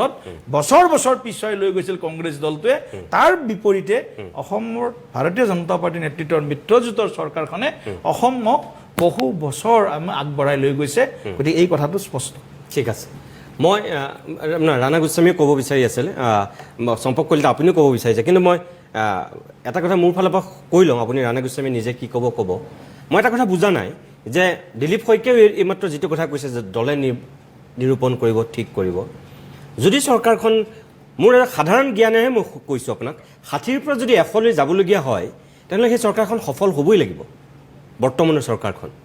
আৰু যদি সফল চৰকাৰ হয় তেনেহ'লে মুখ্যমন্ত্ৰীজন কেতিয়াও বিফল হ'ব নোৱাৰে মুখ্যমন্ত্ৰীজন সফল হ'ব লাগিব 60ৰ পৰা কাৰণ 100 চিট পাবগৈতো গতিকে মুখ্যমন্ত্ৰী যদি এজন সফল হয় তেতিয়াহ'লে মুখ্যমন্ত্ৰীগৰাকীৰ কথা দিলীপ শইকীয়াহঁতে কিয় ক'ব পৰা নাই যে সফল মুখ্যমন্ত্ৰী সৰ্বকালৰ সৰ্বশ্ৰেষ্ঠ মই আজিলৈকে কৈছোঁ সৰ্বকালৰ সৰ্বশ্ৰেষ্ঠ আৰু অতি জনপ্ৰিয় আৰু আস্থাত যদি কোনোবা মুখ্যমন্ত্ৰীৰ ওপৰত সেইটোকে মই ক'লো সেই কথাটো এইটো সৰ্বানন্দ সোণোৱাল এইটো স্পষ্ট কথা এইটো ইয়াত কোনো মানে ইয়াত লুকাবলগীয়া কোনো কথা নাই ৰাণা গোস্বামী নিতুমণি এটা মেইন কথাটো হৈছে যে আচল কথাটো হৈছে যে প্ৰথমতে মই কথা কৈ লওঁ যে আপুনি কৈছে যে 60ৰ পৰা 100 আপুনি চাব 60 পৰা 100 বুলি কোৱা কেইদিনমানৰ পিছতে কিন্তু এতিয়া 100 নাই কমিলে 84 আহিছে এতিয়া 84 আহি গ'ল আৰু কেইদিনমান আৰু কমি কমি আহি থাকিব কমি আহি থাকিব গতিকে সেইটো স্বাভাৱিক কথা তাৰমানে এইকেইদিনতে অলৰেডি বেক মাৰিলে এতিয়া মেইন কথাটোলৈ আহোঁ এতিয়া কথাটো হৈছে যে আমি কংগ্ৰেছৰ স্থিতি একদম স্পষ্ট আজি বিজেপিহে দলেটোহে বিজেপি দলটোহে আজি তাৰিখত মানে এই আজমল কাৰ্ডখন খেলিব খুজিছে তেওঁলোকে যোৱা 16 নিৰ্বাচনত তেওঁলোকে এই একেখন কাৰ্ডকে খেলি পেলাই তেওঁলোকে চৰকাৰ গঠন কৰিলে কিন্তু সেই ৰামো নাই সেই অযোধ্যাই নাই কিন্তু এইবাৰ সেই একেখন কাৰ্ডকে খেলি তেওঁলোকে আকৌ ক্ষমতালৈ দখললৈ আহিবলৈ চেষ্টা কৰিছে আমাৰ কথাটো হৈছে যে আমি জোট বন্ধনৰ কথাহে কৈছোঁ গ্ৰেণ্ড এলায়েন্সৰ কথাহে কৈছোঁ আমি আজি তাৰিখত পোনপটীয়াকৈ আজমলৰ লগত এলায়েন্স কৰাৰ কথা কোৱা নাই আজি মোৰ স্থিতিও মই আজি স্পষ্ট কৰিছোঁ আজি আমাৰ সকলো দলে আমাৰ জনাব লাগিব আজি ৰাণা গোস্বামী ডাঙৰীয়াই যিটো স্থিতি দিছে বিশেষকৈ উজনি অসমক লৈ তেখেতক আমি আদৰণি জনাইছোঁ তেখেতে সঁচা কথাটো যে উজনি অসমৰ যে ইউডিএফৰ লগত যদি কংগ্ৰেছৰ মিত্ৰতা হয় তাত কি পৰিস্থিতি হ'ব সেই কথাটো উপলব্ধি কৰিছে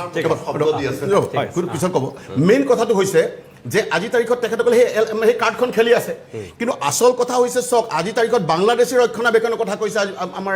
শইকীয়া ডাঙৰীয়াই বাংলাদেশী আজি ৰক্ষণাবেক্ষণ প্ৰকৃতাৰ্থত সিদিনা ৰাজ্যসভাৰ ইলেকশ্যনলৈকে কিন্তু বদৰুদ্দিন আজমল চাহাবৰ হাতত ধৰি আমাৰ প্ৰফুল্ল মহন্ত ডাঙৰীয়া হাতত ধৰি ৰাজ্যসভাৰ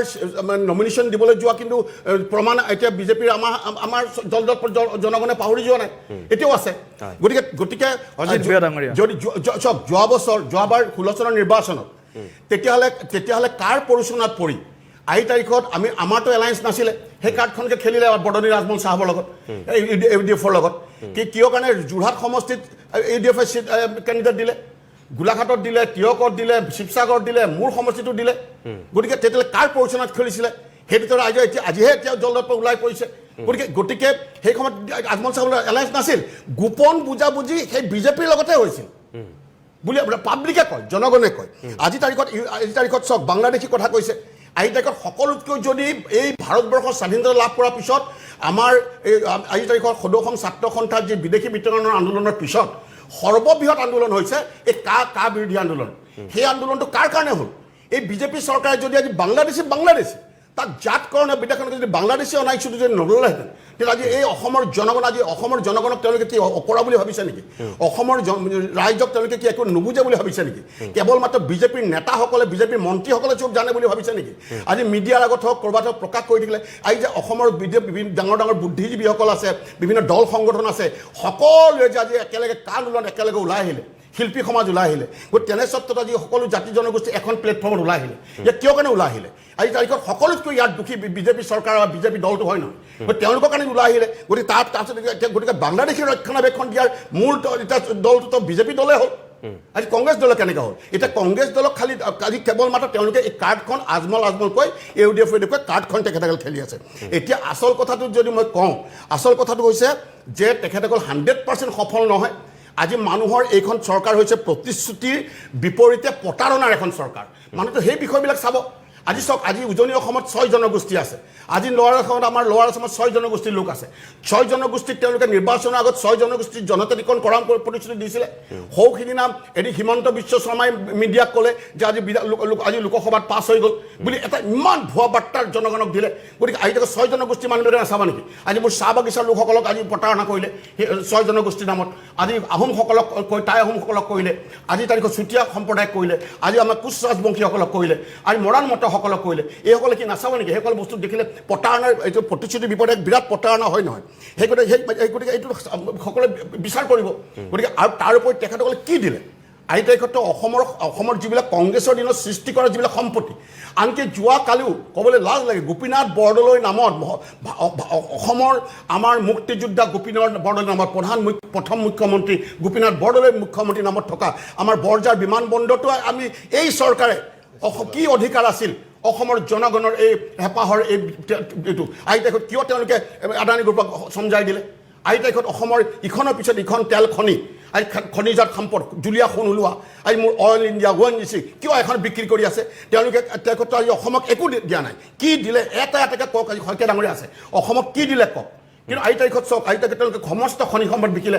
আজি তাৰিখত যে কৰোণা মহামাৰীৰ সময়ত যিবিলাক চিকিৎসালয়ত চিকিৎসা কৰাই আছে কৰোণা ৰোগীসকল, সেইসকলে আজি প্ৰত্যেকখন মেডিকেল কলেজ কংগ্ৰেছৰ দিনত নিৰ্মাণ কৰা। আজি কোনখন কলেজ, কোনখন মেডিকেল কলেজ বা কোনটো স্বাস্থ্য খণ্ডত আজি নতুন সংযোজন ঘটালে? বৰঞ্চ তেওঁলোকে ধ্বংসহে কৰিলে। আজি ইটোৰ পিছত ইটো সম্পত্তি অসমৰ বিক্ৰী কৰি আছে। আজি তাৰিখত অসমখনত যদি এই চৰকাৰ যদি অসমে বুজিছে নেক্সট যদি 5 বছৰ কাৰণে আহিবলৈ হয়, এই চৰকাৰখনে অসমখন বিকি চাৰখাৰ কৰি পেলাব, জাতি জনগোষ্ঠীৰ মানুহে কাজিয়ালৈকে শেষ কৰি পেলাব।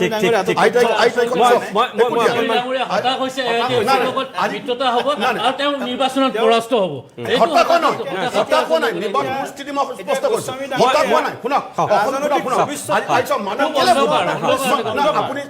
আপোনাৰ দুইজনে উত্তৰ দিয়ক।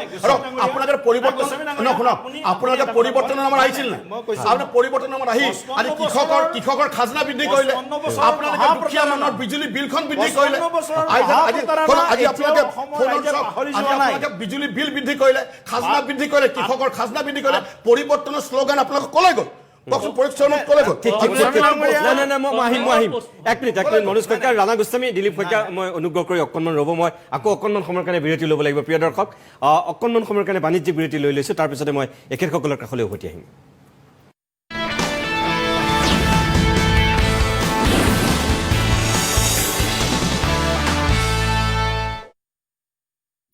শাক পাচলিৰ ঠেলা গাড়ী হৈ পৰিল শাক পাচলি বিতৰণ সেৱা। বন্ধন বেংক, সকলোৰে ভালেই, দেশৰ ভাল। অংকটা করো। 34, 35, 36, 39, 40, 41, 42, 43। প্রাণ পটেটো ক্র্যাকার্সের স্পেশাল মশলা এমনই যে লোভ সামনে রাখা যায় না। 174 প্রাণ পটেটো ক্র্যাকার, লোভ সামলাবেন কিভাবে? মাজনীয়ে ডায়েট কৰিছে, ইয়াৰে কি উগাৰ আহে দেচোন।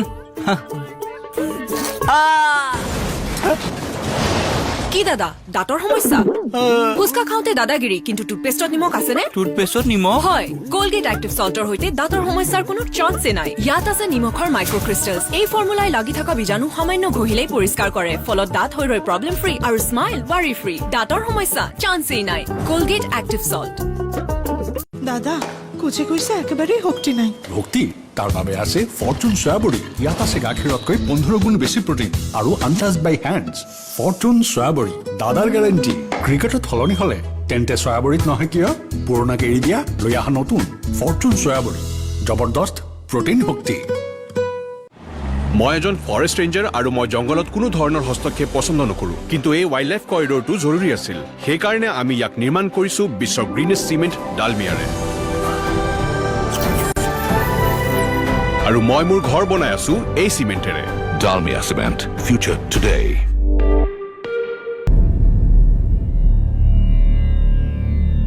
We are proud to announce that we have served thousands of people from Kanyakumari to Kashmir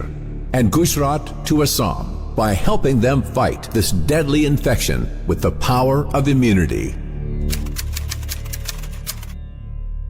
Kaziranga University, the #1 career university in the Northeast, offering a wide range of UG and PG courses with up to 100% merit-based scholarship, a state-of-the-art infrastructure, and unbeatable placements.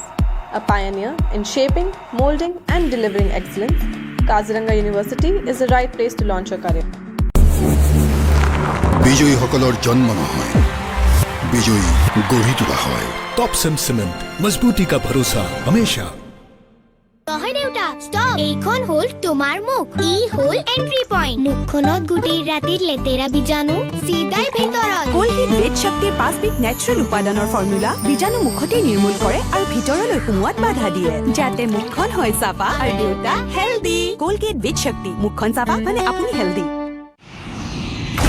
সাধাৰণ চিমেণ্টে এটা air strip তৈয়াৰ কৰোঁতে লয় 28 দিন। ই লয় কেৱল 4 দিন। এয়া হ'ল ভৱিষ্যতৰ প্ৰযুক্তি, যাক আজি আমাৰ ওচৰলৈ লৈ আনিছে ডালমিয়া চিমেণ্টে। আৰু মই মোৰ ঘৰ বনাই আছো এই চিমেণ্টেৰে। Dalmia Cement. Future today. Priya, মোৰ মোজাযোৰ। কাবৰ্ডত। প্ৰিয়া, মোৰ চশমাযোৰ। TV record. ৱালেটটো। প্ৰিয়া, চাহ। প্ৰিয়া, ব্ৰেকফাষ্ট। মই শ্ৰেয়াৰ হোম এপ্লায়েন্সেছ নহয় যে সকলোবোৰ কাম পলকতে কৰি দিম। তেনেহলে বোৱাৰীৰ নাম আজিৰ পৰা প্ৰিয়া নহয়, শ্ৰেয়া। হাউচৱাইফ হওক বা ৱৰ্কিং উমেন হওক, পাকঘৰৰ কাম পিটিককে সমাধান কৰিবলৈ ব্যৱহাৰ কৰক Shreya home appliances. Best durable, elegant and economic. Shreya home appliances. এটা কুকাৰ 5টা উপহাৰ। মোৰ পাকঘৰ শ্ৰেয়া পাকঘৰ। আপোনালোকৰ? ফাইলৰ আবেষ্টনী আৰু সময়সীমাৰ তাগিদাৰ পৰা বহু নিলগত বুকুত পহু এটি মিঠা সপোন। এইটো মোৰ ঘৰ, য'ত মই মোৰ আপোনজনৰ স্পন্দনক ঠাই লোৱা দেখিছো। Amrit cement, healthy cement for healthy homes. শুনক নিজৰ ঘৰৰ স্পন্দন।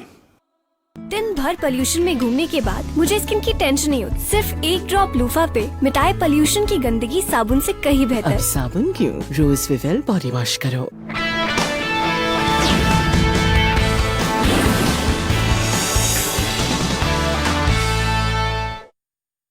কিছু সময় বাণিজ্যিক বিৰতিৰ পিছত আমি উভতি আহিছোঁ অভিমতৰ পৰৱৰ্তী অংশলৈ। মই চম্পক শৰ্মা আৰু সকলোৱে ক'ব বিচাৰিছিল, মই দুঃখিত মই দিব পৰা নাছিলোঁ। এটা সময়ত সাপ নেউলৰ সম্পৰ্ক আছিল কংগ্ৰেছ AYUDFৰ, কিন্তু এতিয়া বাধ্যত পৰি একেটা ঘাটৰ পানী খাবলৈ আপোনালোক সাজু হৈছে। এই যে এটা সময়ত হুইজ বদৰুদ্দিন আজমল বুলি কৈছিল তৰুণ গগৈ, এতিয়া আৰু তেওঁ নকওঁ বুলি স্পষ্টকৈ কৈছে। তাৰমানে কি ক্ষমতাৰ কাৰণে এতিয়া সকলোখিনি বিসৰ্জন দি দিয়া হৈছে নেকি? চাওক, মই আপোনাৰ কথাটো ক'ম। আমাৰ দিলীপ শইকীয়া সোণোৱালৰ এটা আপুনি সোধা প্ৰশ্ন এটা তেওঁ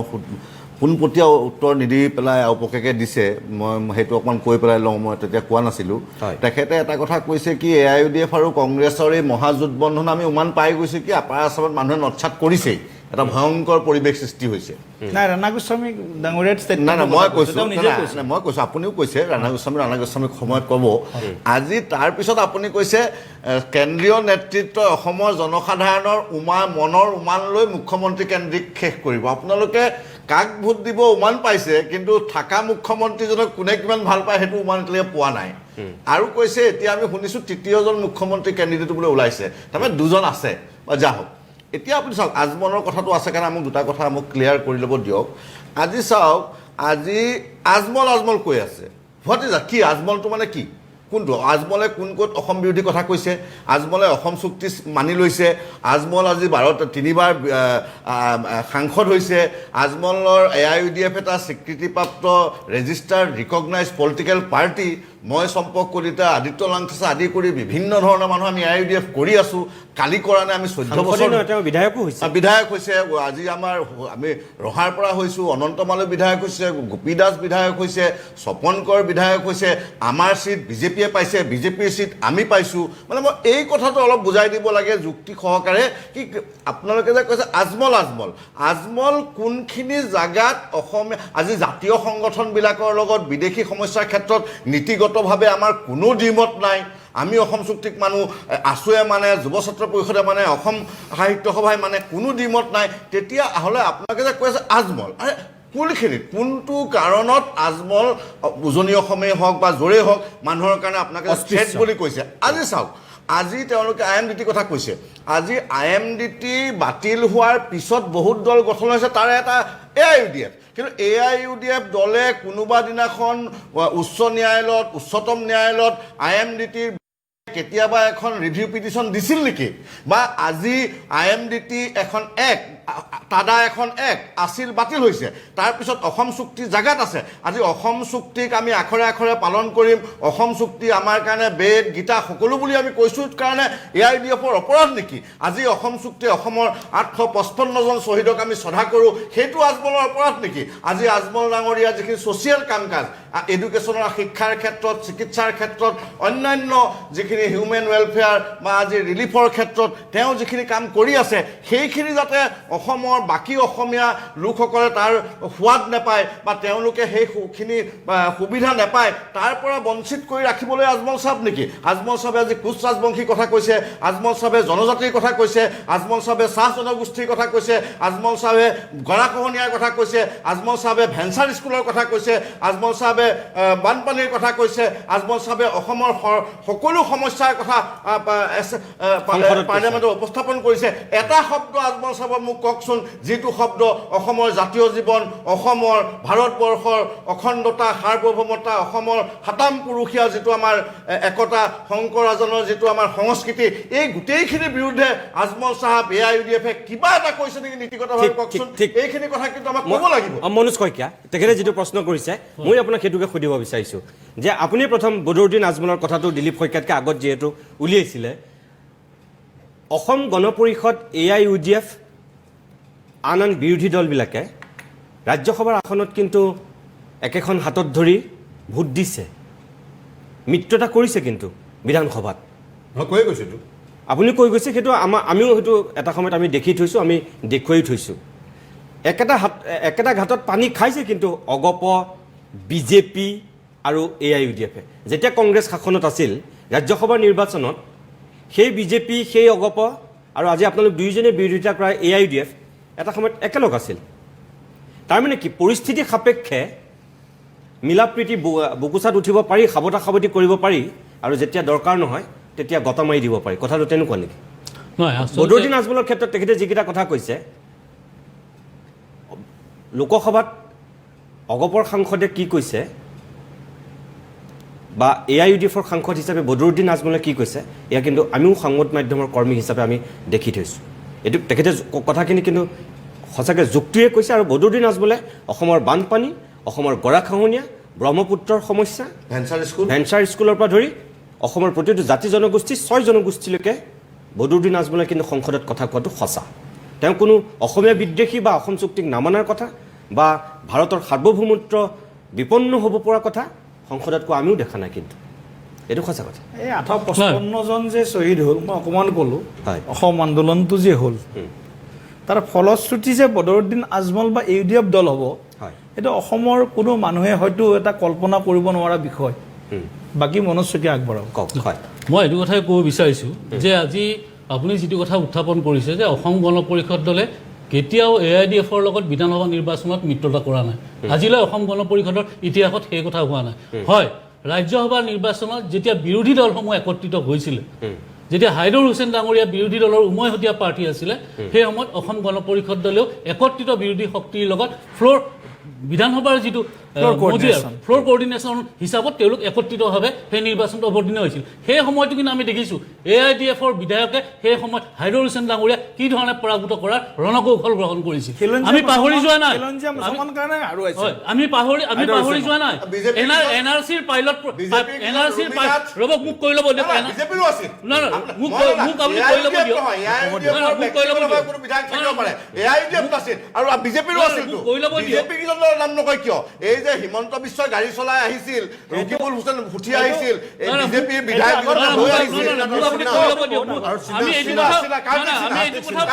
আমি এক্সপ্লেইন কৰিছো আপুনি ব্যক্তিগতভাৱে AIUDFৰ বিধায়কে গদ্দাৰি কৰিব পাৰে বিজেপিও কৰে আমাৰ এই কথাটো আমি পাহৰি যোৱা নাই NRC পাইলট প্ৰজেক্ট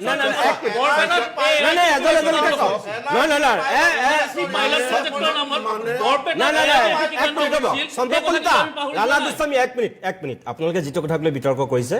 মই আপোনালোকক যোগ কৰি দিছোঁ অকল বিজেপিৰ বিধায়কে নাছিল নেকি অগপৰ বিধায়কো আছিল হয় আছিল অগপৰ মনোজ শইকীয়াৰ বিধায়কো বিশ্বাসঘাতকতা কৰিছিল তেতিয়াহ'লে যিজন বিধায়ক ৰূপহীৰ বিধায়ক আছিল সেই সময়ত আব্দুল আজিজ পাইলট প্ৰজেক্টৰ সময়ত বৰপেটাত কি কাণ্ড কৰিছিল এআইডিএছলে আৰম্ভণি কৰিছে আপুনি ইতিহাসত পাত লুটিয়াই চাওক তাৰপিছত আপোনালোকে এই কাৰণ লিখি লাভ নাই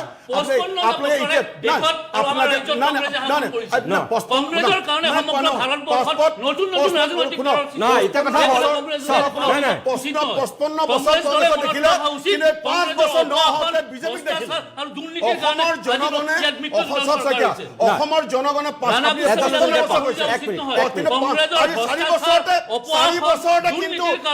বছৰতে কিন্তু অসমৰ জনগণে বিজেপিক দেখিলে মনোজ শইকীয়া আৰু আলা গোস্বামী প্লিজ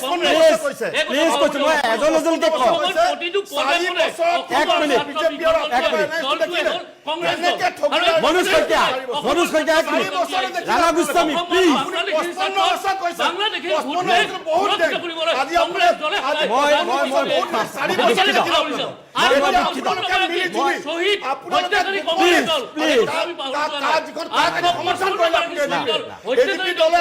মই অকণমান সময়ৰ কাৰণে বাণিজ্যিক বিৰতি ল'ম মই অকণমান সময়ৰ কাৰণে বিৰতি ল'ম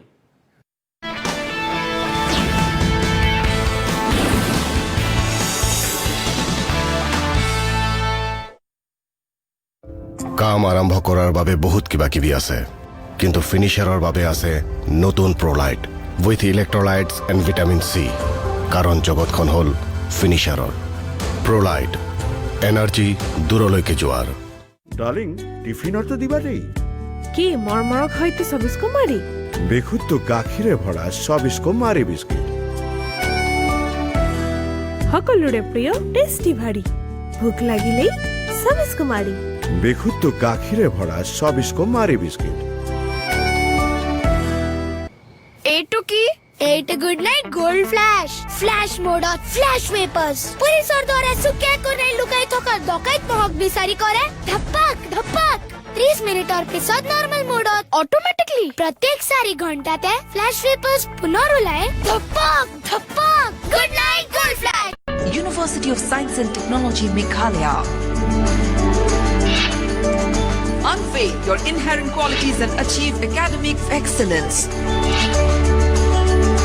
To fulfill your higher education dreams, join USTM,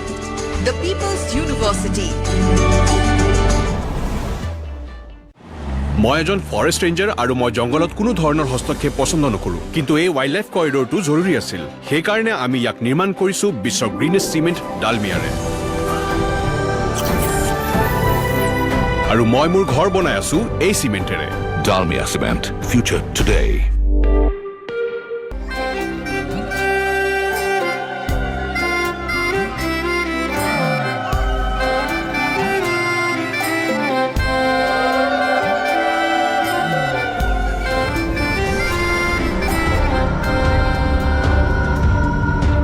শিশুকালটোত তাইক শিশু হৈয়ে থাকিবলৈ দিয়ক বাল্যবিবাহ আইনমতে এক দণ্ডনীয় অপৰাধ বাল্যবিবাহ সম্পৰ্কীয় যিকোনো তথ্য জিলা শিশু সুৰক্ষা বিষয়া অথবা চাইল্ডলাইন নম্বৰ 1098 জনাওক কি ধুনীয়া লাগিছে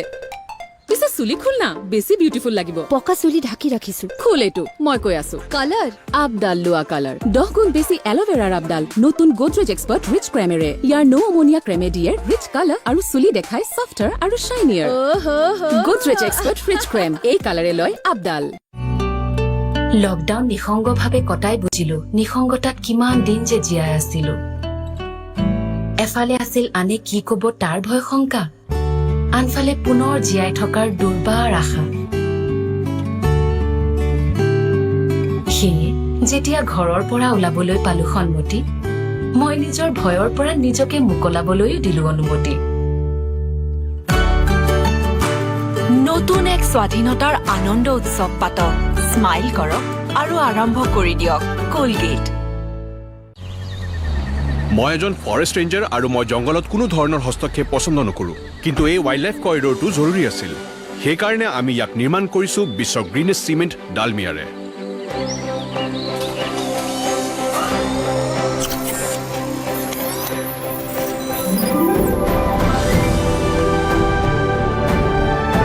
আৰু মই মোৰ ঘৰ বনাই আছো এই চিমেণ্টেৰে। Dalmia Cement. Future today.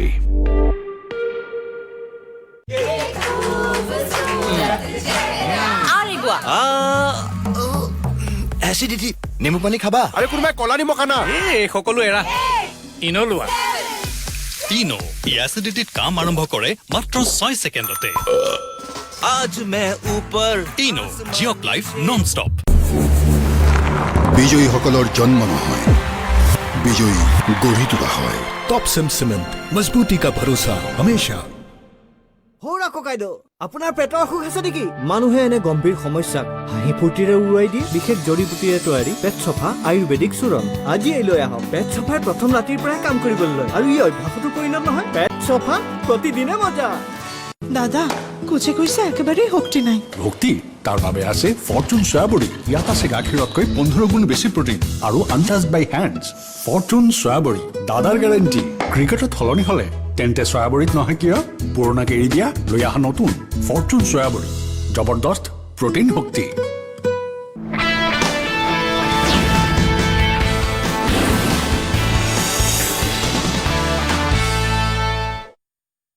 কিছু সময় বাণিজ্যিক বিৰতিৰ পিছত আমি পুনৰ উভতি আহিছোঁ অভিমতৰ পৰৱৰ্তী অংশলৈ। বিৰতিৰ পূৰ্বে মনোজ শইকীয়া আৰু ৰাণা গোস্বামীৰ মাজত তীব্ৰ বাকযুদ্ধ হৈছিল। মই বিৰতি ল'বলৈ বাধ্য হৈছিলোঁ। মই ৰাণা গোস্বামী মই এজনকৈ ক'বলৈ এতিয়া অনুৰোধ কৰিম আপোনাৰ কথাখিনি শেষ কৰি লওক। মনোজ শইকীয়া মই এইটো কথাই ক'ব বিচাৰিছোঁ যে আমি AIDF সম্পৰ্কত যোৱা নিৰ্বাচন সম্পৰ্কত এই কথাখিনি মই ইয়াৰ আগতে স্পষ্ট কৰিছোঁ। এতিয়া কথাটো হ'ল আমি পাহৰি কিয় গৈছোঁ যে অসম আন্দোলন কাৰ কাৰণে সৃষ্টি হ'ল 855 গৰাকী শ্বহীদৰ হত্যাকাৰী কোন ঠিক একেধৰণে আজি ভাৰতবৰ্ষৰ বিভিন্ন ৰাজ্যত নতুন নতুন আঞ্চলিক ৰাজনৈতিক দল বা অন্য ৰাজনৈতিক দলসমূহৰ জন্ম হ'ল কাৰ কাৰণে হ'ল কোনে দুৰ্নীতি ভ্ৰষ্টাচাৰ এইবিলাকত লিপ্ত হৈ দেশখনক বিক্ৰী কৰি আমাৰ ৰাজ্যৰ অস্তিত্ব আজি বিপন্ন কৰাৰ কাৰণেইতো এনেধৰণৰ দলবিলাকৰ জন্ম হ'ল। এটা সময়ততো ভাৰতবৰ্ষত অকল কংগ্ৰেছ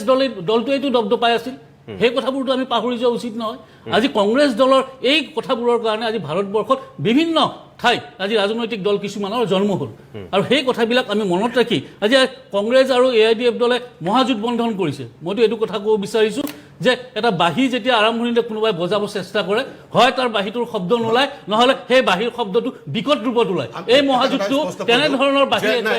বিকট শব্দৰ দৰে ওলাই পৰিব আৰু সেই কথাটো ৰাণা গোস্বামী ডাঙৰীয়া আৰু সম্ভৱ কলিতাই আজি ৰাণা গোস্বামী ডাঙৰীয়া ইয়াক দলৰ স্বাৰ্থত তেখেতে হয়তো জোৰকে কথা কৈছে তেখেতৰ অন্তৰে আজি তাৰিখতো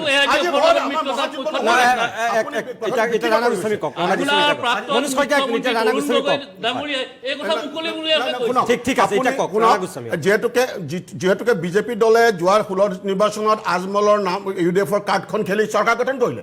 এতিয়া AGP এখেতৰ দুখ নাই কাৰণ এখেতক এটা মুখপাত্ৰ বনাই থৈছে গতিকে এখেতে ক'ব লাগিব কাৰণ এখেতৰ কাৰ্ডটো খেলিব লাগিব তেতিয়াহে আকৌ মন্ত্ৰীসভাত থাকি পেলাই আকৌ 3-4জন মন্ত্ৰী হৈ পেলাই যেন তেনে দলটো থাকক নাথাকক AGP থাকক নাথাকক কিন্তু মন্ত্ৰীকেইজনটো জীয়াই থাকিব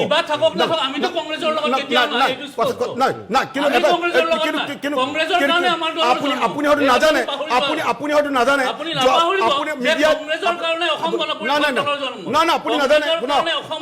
আপুনি নাজানে যোৱা বছৰ AGP দলে কংগ্ৰেছৰ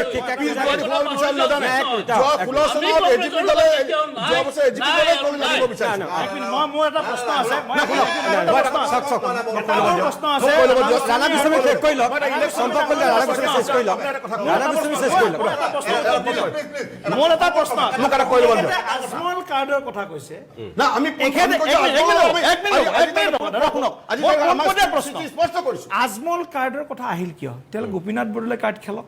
লাচিত বৰফুকন কাৰ্ড খেলক সেইকাৰণে খেলে কিয় আজমল কাৰ্ড খেলিব এওঁলোকে খেলি ঠিক আছে গোপীনাথ বৰদলৈ কাৰ্ডটো আমি খেলা নাই গোপীনাথ বৰদলৈ কাৰ্ড যদি খালি আপোনালোকে বিক্ৰী কৰি দিলে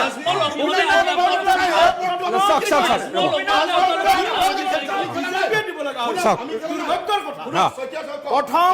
অসমৰ পৰা বেলেগ এটা কথা এইটো আজমল চাহাবক নহয় শুনক শুনক আজমল চাহাবৰ শুনক বা চাউল চুকাফা শুনক বা আপোনালোকে খেলিছে নৰনাৰায়ণ সাংস্কৃতিক বা সমষ্টিক প্ৰতিনিধিত্ব কৰা মানুহ বা তেখেতে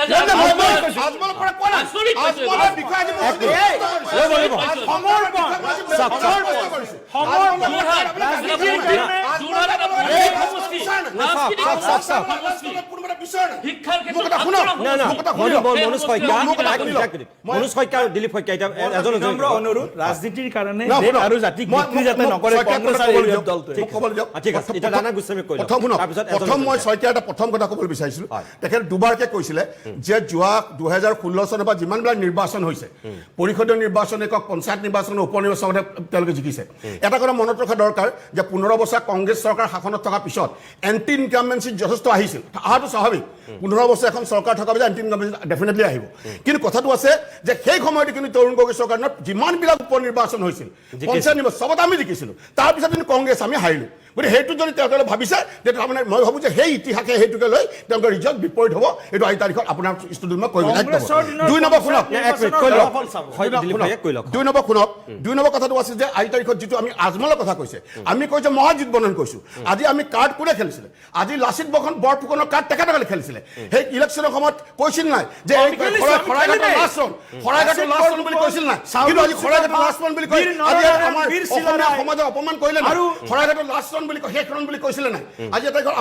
আমি খেলিব না তেখেতসকলে খেলিছিল কিন্তু আজি তাৰিখত সমগ্ৰ অসমীয়া জাতিক লাচিত বৰফুকনৰ নামত তেখেতসকলে অপমান কৰিলে আজি তেখেতসকলে জাতি মাটি ভেটি কথা কৈছিল কিন্তু আজি তেওঁলোকে বাংলাদেশৰ মানুহ অহাৰ কথা ব্যৱস্থা কৰি কা আন্দোলনৰ সৃষ্টি কৰিলে আৰু কংগ্ৰেছ দলৰ কথা কয় আজি চাওক কেনেকৈ অসমক মাহীয়াৰ চকুৰে চাইছে আজি তেওঁ বানপানী হ'ল আজি তেওঁ দেশৰ প্ৰধানমন্ত্ৰীজন অসমৰ বানপানী চাবলৈ আহিল নে কিন্তু আজি বিভিন্ন ৰাজ্যলৈ গ'ল আজি অসমৰ বানপানী চাবলৈ কিন্তু নাহিলে আজি তাৰিখত আজি ডেভেলপমেণ্টৰ নামত এটা শূন্য হৈ গ'ল এই ডেভেলপমেণ্টৰ কথা কওক ইয়াত যে অসমৰ জনগণক কি ডেভেলপমেণ্ট কৰিলে আজি 55 বছৰ কংগ্ৰেছে শাসন কৰাৰ কথা কৈছে 55 বছৰ বৰ দীঘলীয়া সময় এণ্টি ইনকামবেঞ্চি হোৱাৰ স্বাভাৱিক কথা কিন্তু সেই 4.5 বছৰ আজি তেওঁলোকক ৰাইজে দেখিলে 4.5 বছৰ আজি বিজেপি চৰকাৰৰ স্বৰূপটো ৰাইজে দেখিলে আৰু সেইকাৰণে আজি তাৰিখত মই কৈছোঁ প্ৰতাৰণা এখন চৰকাৰ কেৱল ভুৱা প্ৰতিশ্ৰুতি চৰকাৰ ইয়াৰ আজি তাৰিখত তেওঁলোকে যিমানেই নিশ্চয় আজি তাৰিখে এইবাৰ তেওঁলোকে আজি তাৰিখত তেওঁলোকে যি কাৰ্ডে নেখেলক এইটো সফল হ'ব নোৱাৰিব কাৰণ চাওক ডেভেলপমেণ্ট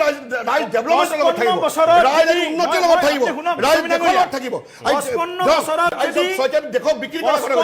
আজি দেশক বিক্ৰী কোনে কৰিছে এতিয়া ভাৰতবৰ্ষৰ কৰা সম্পত্তিবিলাক এই মাননীয় প্ৰধানমন্ত্ৰী নৰেন্দ্ৰ দিনত ভাৰতবৰ্ষৰ ইটো পিছত ইটো সম্পত্তি বিক্ৰী হ'ব লাগিছে অসমৰ সম্পত্তি বিক্ৰী হ'ব লাগিছে ঠিক আছে দিলীপ শইকীয়া 55 বছৰত 55 লাখ অবৈধ বাংলাদেশীক সংস্থাপিত কৰাৰ কাৰণে কোনোবা যদি অপৰাধী দল অসমত সেই দলটো হৈছে কংগ্ৰেছ দল আপুনি শুনিব শুনিব 55 বছৰত কিমানজন বাহিৰ কৰিছে 55 বছৰত এতিয়া চৰকাৰ আপোনাৰ কিমানজন বাহিৰ কৰিছে 55 বছৰত কাজিৰঙা উচ্ছেদ কেইজন বাংলাদেশলৈ পঠালে কাজিৰঙাত এইফালে উচ্ছেদ কৰিলে এইফালে বহি আছে মোৰ লগত বলম আৰু ক্ষতিপূৰণ দিছে কাজিৰঙাত উচ্ছেদ কৰা ব্যক্তিসকলক ক্ষতিপূৰণ দিছে এইফালে উচ্ছেদ কৰিছে এইফালে বহাই দিছে বল যদি চাব যায়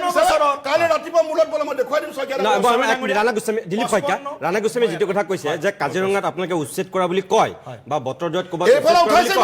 এইফালে বহাই দিছে অসমৰ মানুহ ভোট চকুত কি মানে কাঠৰ চশমা পিন্ধাই মই আপোনাক এটা সেই কথাটো সুধিব বিচাৰিছোঁ যে উচ্ছেদ কৰাৰ পিছত সেই মানুহখিনিক আপোনালোকে বাংলাদেশলৈ পঠিয়াই দিয়া নাই ৰাণা গোস্বামী এক মিনিট মই সুধিছোঁ তেখেতক সেইখিনি মানুহটো আপোনালোকে বাংলাদেশলৈ পঠিয়াই দিয়া বুলি আমি গম পোৱা নাই সেই মানুহখিনি আপোনালোকে ক'লৈ পঠিয়ালে চাওক এই গোটেই এইটো এটা গিমিক কংগ্ৰেছে যি ধৰণৰ পৰিৱেশ সৃষ্টি কৰিলে আজি আমি তাৰ পৰাই যদি উচ্ছেদ কৰিছোঁ কাৰণ তেওঁলোকৰ তাত কোনো স্থায়ী তেওঁলোকৰ কোনো ঠিকনা নাই তেওঁলোক আহি খবৰ পাই 5 বছৰ 8 বছৰ মই কৈ আছোঁ কোনোবা ধুবুৰী কোনোবা বৰপেটা কোনোবা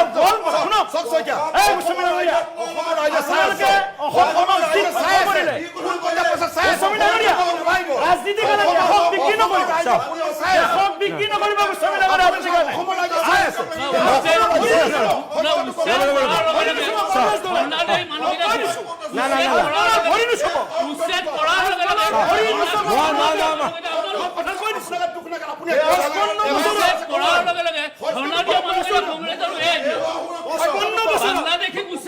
এক মিনিট ইয়াত উঠালে তাত বহাই দিলে আৰু তেওঁলোকক ক্ষতিপূৰণ কিয় দিব? তেওঁলোকক ক্ষতিপূৰণ দিছে আপোনালোকে, ইয়াত উঠাইছে নি তাত বহাই দিছে। লালা গোস্বামী আৰু চম্পক শৰ্মা, চম্পক কলিতা, মই অনুৰোধ কৰিছোঁ এজন এজনকে কওক। মনোজ কলিতা প্লিজ। 55 বছৰত যদি এগৰাকী খিলঞ্জীয়া মানুহক যদি মাটিৰ পট্টা এখন দিলেহেঁতেন, 41,000 মানুহক 40,000 মানুহক এই চৰকাৰে খিলঞ্জীয়া মানুহক মাটিৰ পট্টা দিলে। ক'ত মাটিৰ পট্টা দিলে তেওঁলোকে? বৰপেটা, গোৱালপাৰা, ধুবুৰী, দৰং। আজমলৰ চৰণ ধুবলৈ গৈছে, ধুব আমাৰ আপত্তি নাই। আজমলৰ চৰণ চুবলৈ গৈছে, আমাৰ কোনো আপত্তি নাই। কংগ্ৰেছ দল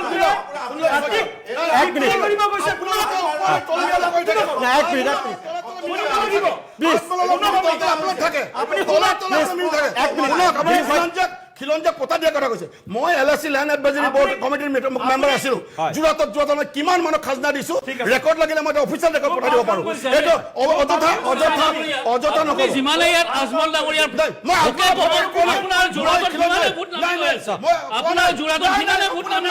মই আজমলৰ চুপাৰিশ কৰিবলৈ যোৱা নাই। আজি মই আজমলৰ ৰেষ্ট নহওক, আজমলৰ নহওক বুলি মই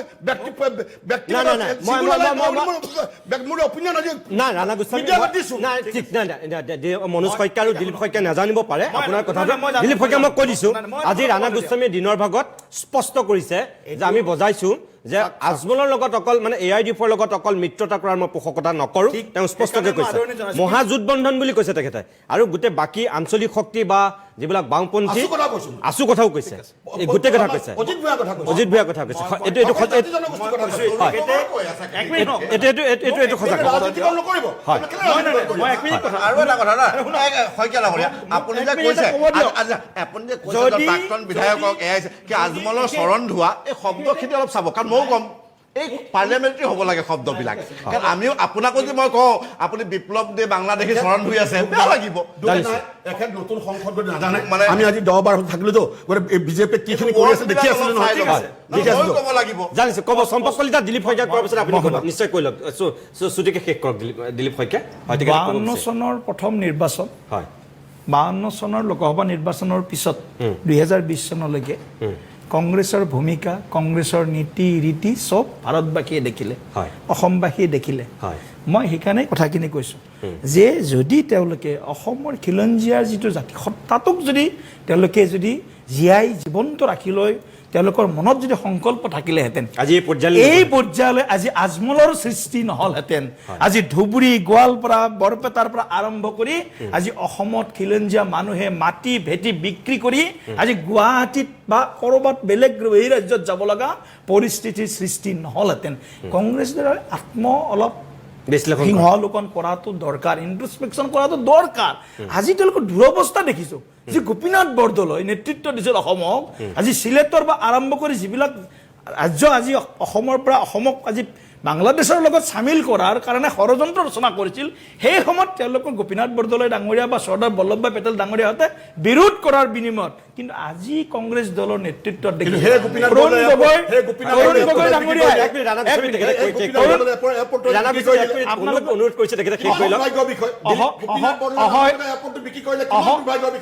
অসহিষ্ণু বুলি আপোনালোকে বিজেপিক কয়, আপোনালোকৰ কিমান দুখ লাগে। আপুনি গোপীনাথ বৰদলৈৰ নাম ল'লে, আজি আপোনালোকে আপোনাৰ চৰকাৰ নকয় গোপীনাথ বৰদলৈ বিমান বন্দৰ বিক্ৰী কৰি দিলে, কিমান দুখৰ বিষয় চাওকচোন। কিমান দুখৰ বিষয়। জাতি এটা জাতি সত্তাটোক জীয়াই ৰখাৰ দায়িত্ব প্ৰতিগৰাকী নাগৰিকৰ, প্ৰতিটো ৰাজনৈতিক দলৰ। কিন্তু কেৱল ৰাজনৈতিক স্বাৰ্থ, কেৱল ক্ষমতাৰ লিপ্সাৰ বাবে যদি আজি আমি এই ধৰণৰ ৰাজনীতি কৰিবলৈ যাওঁ, মহামিত্ৰজোঁট বা মহাজোঁট বন্ধন যিটো কথা ক'বলৈ গৈছে, মই ভাবোঁ অসমৰ ৰাইজে এই মহামিত্ৰজোঁট বন্ধনৰ যিটো তেওঁলোকৰ পৰিকল্পনা বা সপোন, মই কথাটো কৈছোঁ, এইটো আজমলক বকচাত তোলাৰ বাদ দি আজি তেওঁলোক কংগ্ৰেছ দল কোনো ধৰণে ৰাজনীতি কৰাৰ কাৰণে মই দিলীপ শইকীয়া মই সুধিছোঁ, আপোনালোক দুইজনে সুধিলে আপোনালোকৰ তৰ্ক লাগিব পাৰে। ৰাণা গোস্বামীয়ে যিটো কথা কৈছে, মানে বিজেপিৰ মুখত অন্ততঃ আজিৰ দিনটোত গোপীনাথ বৰদলৈৰ কথাখিনি শোভা নাপায়, কাৰণ আপোনালোকে গোপীনাথ বৰদলৈক বিক্ৰী কৰি দিলে। অৰ্থাৎ গোপীনাথ বৰদলৈৰ নামত থকা অসমৰ একমাত্ৰ আন্তঃৰাষ্ট্ৰীয় বিমান বন্দৰটো এতিয়া আদানী গ্ৰুপক আপোনালোকে এৰি দিলে তেখেতে কৈছে এই বিষয়ে মই কৈছো হয় তেখেতে কৈছে যে গোপীনাথ বৰদলৈ কথা আপোনালোকে ৰাইট নাই গোপীনাথ বৰদলৈক যদি সঁচা সন্মান কোনোবাই দিছে হয় সেই সঁচা সন্মান বাজপেয়ী ডাঙৰে দি থৈ গ'ল ভাৰত ৰত্ন দি গোপীনাথ বৰদলৈক গোটেই ভাৰতবৰ্ষত বিশ্বত সৰ্বোচ্চ সামৰিক সন্মান প্ৰদান কৰিলে কংগ্ৰেছে নহয় কৈ আছো আপুনি এই অধৈৰ্য সেইকাৰণে আজি গোপীনাথ বৰদলৈ বিমানবন্দৰটো আন্তঃৰাষ্ট্ৰীয় বিমানবন্দৰ ৰূপান্তৰ হৈছে আজি আপুনি দিল্লীটো যদি চাই দিল্লীৰ বিমানবন্দৰ কি GMR কোম্পানীৰে তাৰ মেনেজমেণ্টটো চলায় ইয়াত হয়তো যিটো নতুন বিমানবন্দৰ যিটো অংশ সেই তাৰ মেনেজমেণ্টটো এটা অংশ হয়তো আদানী গ্ৰুপ এইটো বিজনেছ এটা প্ৰফেশ্যন কিন্তু গোপীনাথ বৰদলৈ নামটো আঁতৰি নাযায় নহয় গোপীনাথ বিমানবন্দৰ সম্পূৰ্ণ ভুৱা কথা এটা কৈ ৰাইজক বিভ্ৰান্ত কৰিব বিচাৰিছে এইটো বিক্ৰী নহয় এইটো মেনেজমেণ্ট ঠিক আছে সম্পূৰ্ণ ভুৱা বহু সময় ক'ব বিচাৰিছে অকণমান এই পুৰণা গুচি গৈছে প্ৰসংগিক ক'ম বুলি ভাবিছোঁ মনোজ শইকীয়াই কৈছিলে আমি কংগ্ৰেছত এতিয়া নাছিলোঁ এতিয়াও নাই আগলৈও নাথাকোঁ তেনেকুৱা নহয় কংগ্ৰেছৰ সমৰ্থনত বীৰেন বৈশ্য আৰু আমাৰ নগাঁৱৰ সাংসদ মহিৰাম শইকীয়া কেন্দ্ৰত মন্ত্ৰী হৈছে এজন কেবিনেট মন্ত্ৰী এজন ৰাজ্যিক মন্ত্ৰী কংগ্ৰেছৰ সমৰ্থনৰ চৰকাৰক এনেকুৱা ৰাজনীতিত হয় এইটো মই কৈ থলোঁ বাকী এতিয়া আপোনাক মই কওঁ আজি নহয় আপোনাক কি হৈ আছে চাওক দেই সেই চৰকাৰ চলোৱা কথাখিনি শুনক চৰকাৰ চলোৱা দলটোৰ যিটো ষ্ট্ৰেংথ তাতকে কংগ্ৰেছৰ ষ্ট্ৰেংথ বেছি বাহিৰৰ পৰা সমৰ্থন কৰিছিল কিন্তু কংগ্ৰেছৰ সমৰ্থন যিদিনা আঁতৰি গ'ল গভমেণ্ট সিদিনাখনেই ভাঙি তাৰমানে কংগ্ৰেছৰ সমৰ্থিত চৰকাৰত তেওঁলোকো আছিল সেইকাৰণে আপোনাৰ নীতি আদৰ্শৰ কথা আছে কাৰণ যদি কিবা কাৰণে আজি তেওঁ যি ধৰণে কথাখিনি কোৱা হৈছে বাৰে বাৰে আজি কিমান আজি চাওকচোন অসমত নিৰ্বাচন আমি এতিয়ালৈকে এবাৰো দিলীপ শইকীয়াই জাগিৰোড কাগজ কল আৰু 5 গ্ৰাম কাগজ কলৰ কথা নক'লে এতিয়ালৈকে এবাৰো কোৱা নাই কিন্তু তাত মানুহে ছুইচাইড কৰিছে আপুনি জানে ছোৱালীয়ে কানি কানি আহি চিফ মিনিষ্টাৰৰ অফিচ পাইছেহি আমি আজি ক'ব লাগে এইখিনি কথা আজি মই বাৰে বাৰে কৈছো আজি আপুনি চাওক নিবনুৱা হাৰ কি অৱস্থালৈ গুচি গৈছে আজি মই এতিয়া আহোঁতে মই আগত চোৱা নাছিলোঁ আপোনাৰ টিভিত চাই আছিলোঁ কি 2000 চনতে স্কুটি দিম বুলি কৈছিলে 2018 চনত এতিয়া 5000 যুৱতী তেওঁলোক চাগে কোনোবা হাই ছেকেণ্ডেৰী অকল 18 নহয় 19 টো দিয়া কথা কোনোবা হাই ছেকেণ্ডেৰী ছেকেণ্ড ইয়াৰ কোনোবা চাগে BA ফাৰ্ষ্ট ইয়াৰ বা ডিগ্ৰী ফাৰ্ষ্ট ইয়াৰ তেওঁলোকে আজি আমাৰ ইছ্যু হ'ব লাগিছিলে এইবিলাক কি আমি আজি মই বিজেপি যদি কিবা কাৰণে যদি গভৰ্ণমেণ্টলৈ আহে তেওঁলোকৰ ভিজন কি আমি নিবনুৱাৰ কাৰণে কি কৰিম জাগিৰোড পেপাৰ বিলৰ কাৰণে কি কৰিম আজি কামপুৰ কাগজ কলটো কংগ্ৰেছৰ দিনতে শেষ হ'ল আমি কেনেকৈ পুনৰ্জীৱন স্কিম লৈছোঁ বা ঠিক তেনেকৈ আমি যে কৈছিলোঁ we are implement Assam accord with literal spirit আৰু 15 আগষ্টত যে আমাৰ মাননীয় মুখ্যমন্ত্ৰীয়ে ক'লে আমি আখৰে পালন কৰিম এই বিষয়ে তাৰ মানে কাখনক আমি আওপকীয়াকৈ বিৰোধ কৰিছোঁ এই কথাটো কিয় নকয় এইবিলাক কথা ক'ব লাগিব আজি বাৰে বাৰে আজমল আপোনালোকে আমি আগতে দুপৰীয়া যেতিয়া নুশুই পেলাই কেতিয়াবা বাহিৰত যাওঁ তেতিয়া আমাক কয় সেই তেতেলী গছত ভূত আছে ঠিক তেনেকুৱা তেতেলী গছৰ ভূত দেখুৱাই অসমীয়া ৰাইজক আপোনালোকে ঠগিব বিচাৰিছে নেকি আৰু এইটো যদি কৰে চৰকাৰ আহিব চৰকাৰ যাব কিন্তু এই সাতাম পুৰুষীয়া এই যিটো আমাৰ ঐক্য সম্প্ৰীতি আছে একমাত্ৰ আপোনালোকে ধৰ্মীয় ধ্ৰুৱীকৰণ কৰি বাংলাদেশী হিন্দুৰ ভোটখিনি একগোট কৰি পেলাই একমাত্ৰ ক্ষমতা দখল কৰিবৰ কাৰণে যে অসমৰ এই গোটেই বস্তুটো ভাঙি দিয়ে নহয় কাৰণ আপোনাক মই কওঁ আপুনি ভাৰত বিভাজনৰ কথা কৈছে আজি গোপীনাথ বৰদলৈ অসমক ৰাখিছে মাত্ৰ এটা ভোটত জিকিছিল গোপীনাথ বৰদলৈ তেতিয়া কিন্তু জমিয়ত উলেমায়ে হিন্দৰ সমৰ্থক আমাৰ উছমান সদাগৰকে আজি কৰি 4জন লোকে গোপীনাথ বৰদলৈ পক্ষত ভোট দিছিলে ঠিক মুছলিম লীগৰ 7জন বেংগলী হিন্দুৱে কিন্তু পশ্চিম পাকিস্তানৰ পূব পাকিস্তানৰ পক্ষত ভোট দিছে এইবিলাক ইতিহাসও আপোনালোকে জানিব ক্ষমতা আহিব ক্ষমতা যাব আজি আমি AGP বিজেপি কংগ্ৰেছ UDF যিয়ে হওক কিন্তু আমি এটা কথা জানিব লাগিব আমি অসমীয়া অসমত যাতে বিপ্লৱ দিয়াৰ নিচিনা এজন মুখ্যমন্ত্ৰী হ'ব নোৱাৰে অসমত যাতে 71 চনৰ পিছত কোনো আহা বাংলাদেশী যাতে থাকিব নোৱাৰে আপুনি কৈছে 55 লাখ বাংলাদেশী আমাৰ এটা আটাপাতা নাই এইটো হ'ল ৰাষ্ট্ৰীয় সুৰক্ষাৰ প্ৰশ্ন যদি অসমত 55 লাখ মানুহৰ আপোনালোকৰ ওচৰত ডাটা নাই তেওঁলোক ক'ত আছে আপোনালোকে গম নাপায় তেতিয়াহ'লে অমিত শ্বাহ ফেইলৰ আজি ৰাষ্ট্ৰীয় সুৰক্ষা অসমৰ সুৰক্ষাৰ কথা আছে সেইকাৰণে আপোনালোকৰ ফেইলৰখিনি স্বীকাৰ কৰক আৰু আমি এইখিনি কৰিম বুলি কওক কিন্তু আজমল কৰি আপোনালোকে যিটো বাতাবৰণ কৰিছে এইটোৱে কিন্তু যিটো আমাৰ শংকৰ ৰাজান চাংখাই অসমৰ যিটো সংস্কৃতি অসমৰ যিটো DNA সেই DNAটো কিন্তু ৰিয়েক্ট কৰিব আপোনালোকৰ বুমেৰাং হ'ব নিশ্চয় মই দিলীপ শইকীয়া আহিম মই শেষবাৰৰ কাৰণে অকণমান সময়ৰ কাৰণে বাণিজ্যিক বিৰতি লৈছোঁ তাৰপিছতে মই শেষ অংশলৈ উভতি আহিম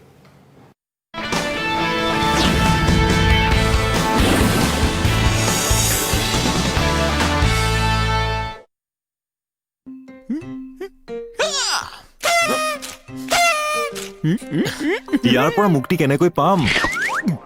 ডাবল ধৰি ৰখাৰ পৰা মুক্তি ইম্পচিবল ডাবল ধৰি ৰখা ইণ্ডিগো পলিমাৰ পুট্টি যাৰ স্পেচিয়েল পলিমাৰে বেৰ আৰু পেইণ্ট দুয়োকে ধৰি ৰাখে যাতে পেইণ্ট বছৰ বছৰ ধৰি উজ্জ্বলি ৰয় ইণ্ডিগো পলিমাৰ পুট্টি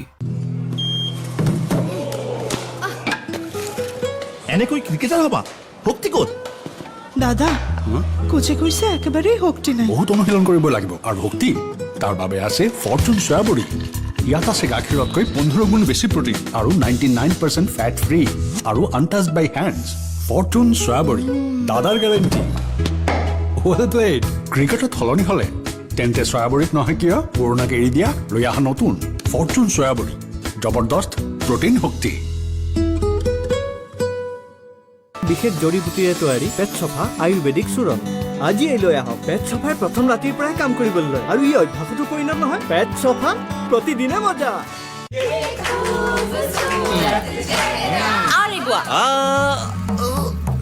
এচিডিটি নেমু পানী খাবা আৰে কোনোবাই কলা নিমখ আনা এই সকলো এৰা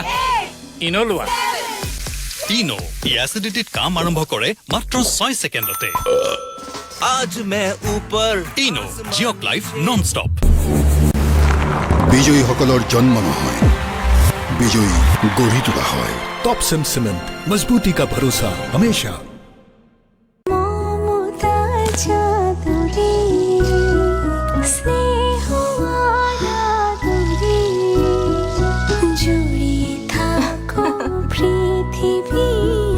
স্পেশাল মানুষদের জন্য মজাদার ম্যাজিক মশলা ফ্লেভারে মিস্টার নুডলস স্বাদ নাও ভালোবাসার প্ৰথম দিন আজি এনজয় কৰিবা এই সৰু পেকেট ইয়ালৈ আহ নাম ক নিধি আপোনাৰ নাম কি ডাঙৰ পেকেট যি ভিতৰৰ শক্তি আপুনি তাইক দিয়ে সেই তাইৰ স্মাইলত চেকমিকায় আৰু সেই স্মাইলক ভিতৰৰ পৰা ষ্ট্ৰং কৰি তোলে নতুন কলগেট ষ্ট্ৰং টিথে এতিয়া আমিনো শক্তিৰ সৈতে ই দাঁতৰ নেচাৰেল কেলচিয়াম বৃদ্ধি কৰাত সহায় কৰে আৰু দাঁত কৰি তোলে ভিতৰৰ পৰা ষ্ট্ৰং কলগেট ষ্ট্ৰং টিথ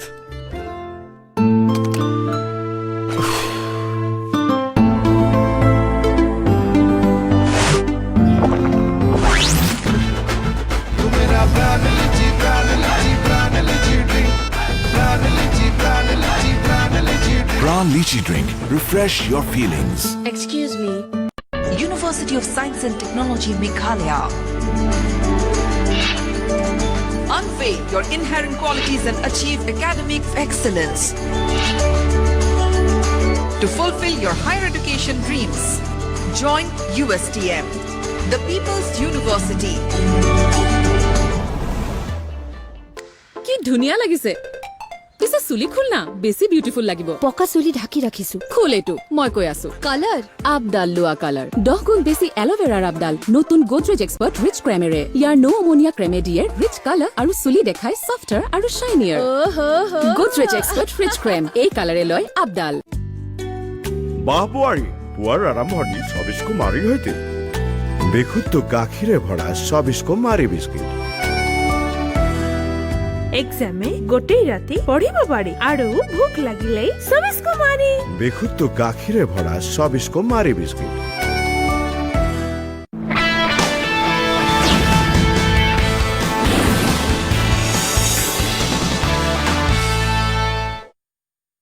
কিছু সময় বাণিজ্যিক বিৰতিৰ পিছত আমি উভতি আহিছোঁ অভিমতৰ শেষ অংশলৈ মই শেষ কৰিম অনুষ্ঠানটো ৰাণা গোস্বামী আপুনি ক'ব বিচাৰি আছিল বিৰতিৰ পূৰ্বে কওক চাওক মূল কথাটো হৈছে যে আমাৰ এখেতসকলে আমাৰ শইকীয়া ডাঙৰীয়া দিলীপ শইকীয়া ডাঙৰীয়া খিলঞ্জীয়াৰ ওপৰত কংগ্ৰেছে একো নকৰিলে বুলি কৈছে মোৰ প্ৰশ্নটো হৈছে যে এই মাত্ৰ এই চাৰে চাৰি বছৰ চৰকাৰখন হৈছে তেখেতসকলৰ এই চাৰে চাৰি বছৰত খিলঞ্জীয়াক তেখেতসকলে কিখিনি কৰিলে সেইটো ৰাইজে দেখি আছে মূল কথাটো হৈছে চাওক খিলঞ্জীয়া কাক কৰে আজি যিখন চৰকাৰৰ দিনত আজি শিক্ষক সমাজক ৰাজহুৱাকৈ অপমান কৰিলে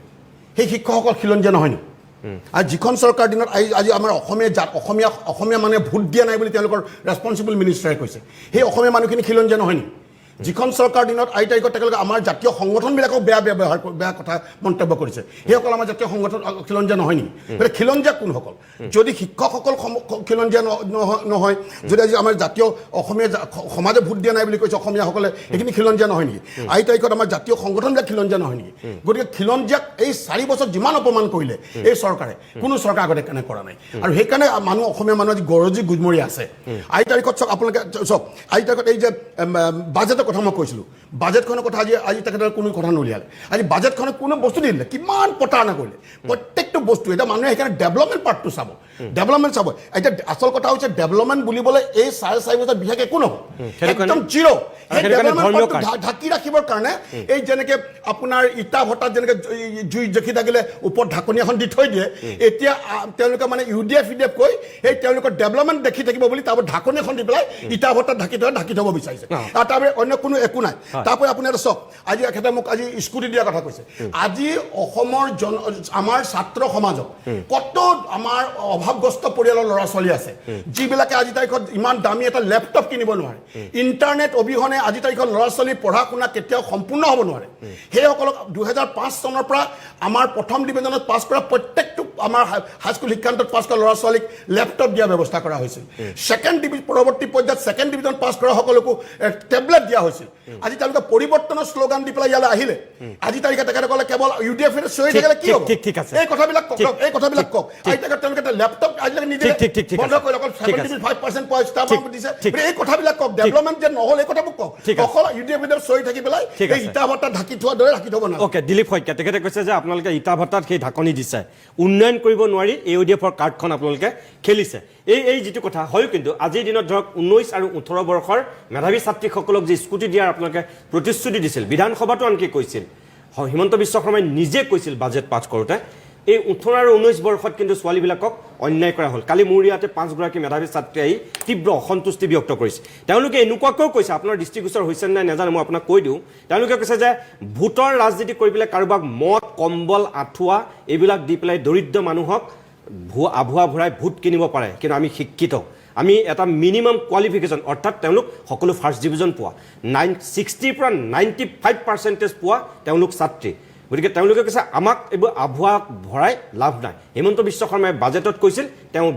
দি দেখুৱাওক তাৰমানে কথাটো এনেকুৱা নেকি 17ত আপোনালোকে এইকাৰণেই দিলে 16ত আপোনালোকে প্ৰতিশ্ৰুতি দিছিল 18 আৰু 19ত এইকাৰণেই নিদিলে নিৰ্বাচন নাছিলে এতিয়া 21ত নিৰ্বাচন আছে তাৰমানে এতিয়া 20ত সেইটো কাৰণে আপোনালোকে দিব বিচাৰিছে কথাটো তেনেকুৱা নেকি নাই চাওক এইটো কেৱল স্কুটি বা তেনেকুৱা বিষয় নহয় হয় গোটেই চৰকাৰখনে যোৱা 4.5 বছৰত অসমখনৰ সৰ্বাংগীন বিকাশ আন্তঃগাঁথনিৰ পৰা কৃষি ক্ষেত্ৰলৈকে মই কৈছোঁ 14,400 নতুন ৰাস্তা নতুনকৈ নিৰ্মাণ কৰিলে এই চৰকাৰৰ দিনত কিন্তু এক্সপ্ৰেছ হাইৱে তেখেতে ক'লে ব্ৰহ্মপুত্ৰখন 14,400 টুইন টাৱাৰ নহ'ল গাঁৱৰ ৰাস্তা লাগে আমাক গাঁৱৰ লগত চহৰৰ সংযোগ লাগে সেইও হ'ব টুইন টাৱাৰো হ'ব এক্সপ্ৰেছ হাইৱে হ'ব না নীতিন গাডকাৰীয়ে তেখেতৰ তাত কৈছিল ব্ৰহ্মপুত্ৰ মাজুলী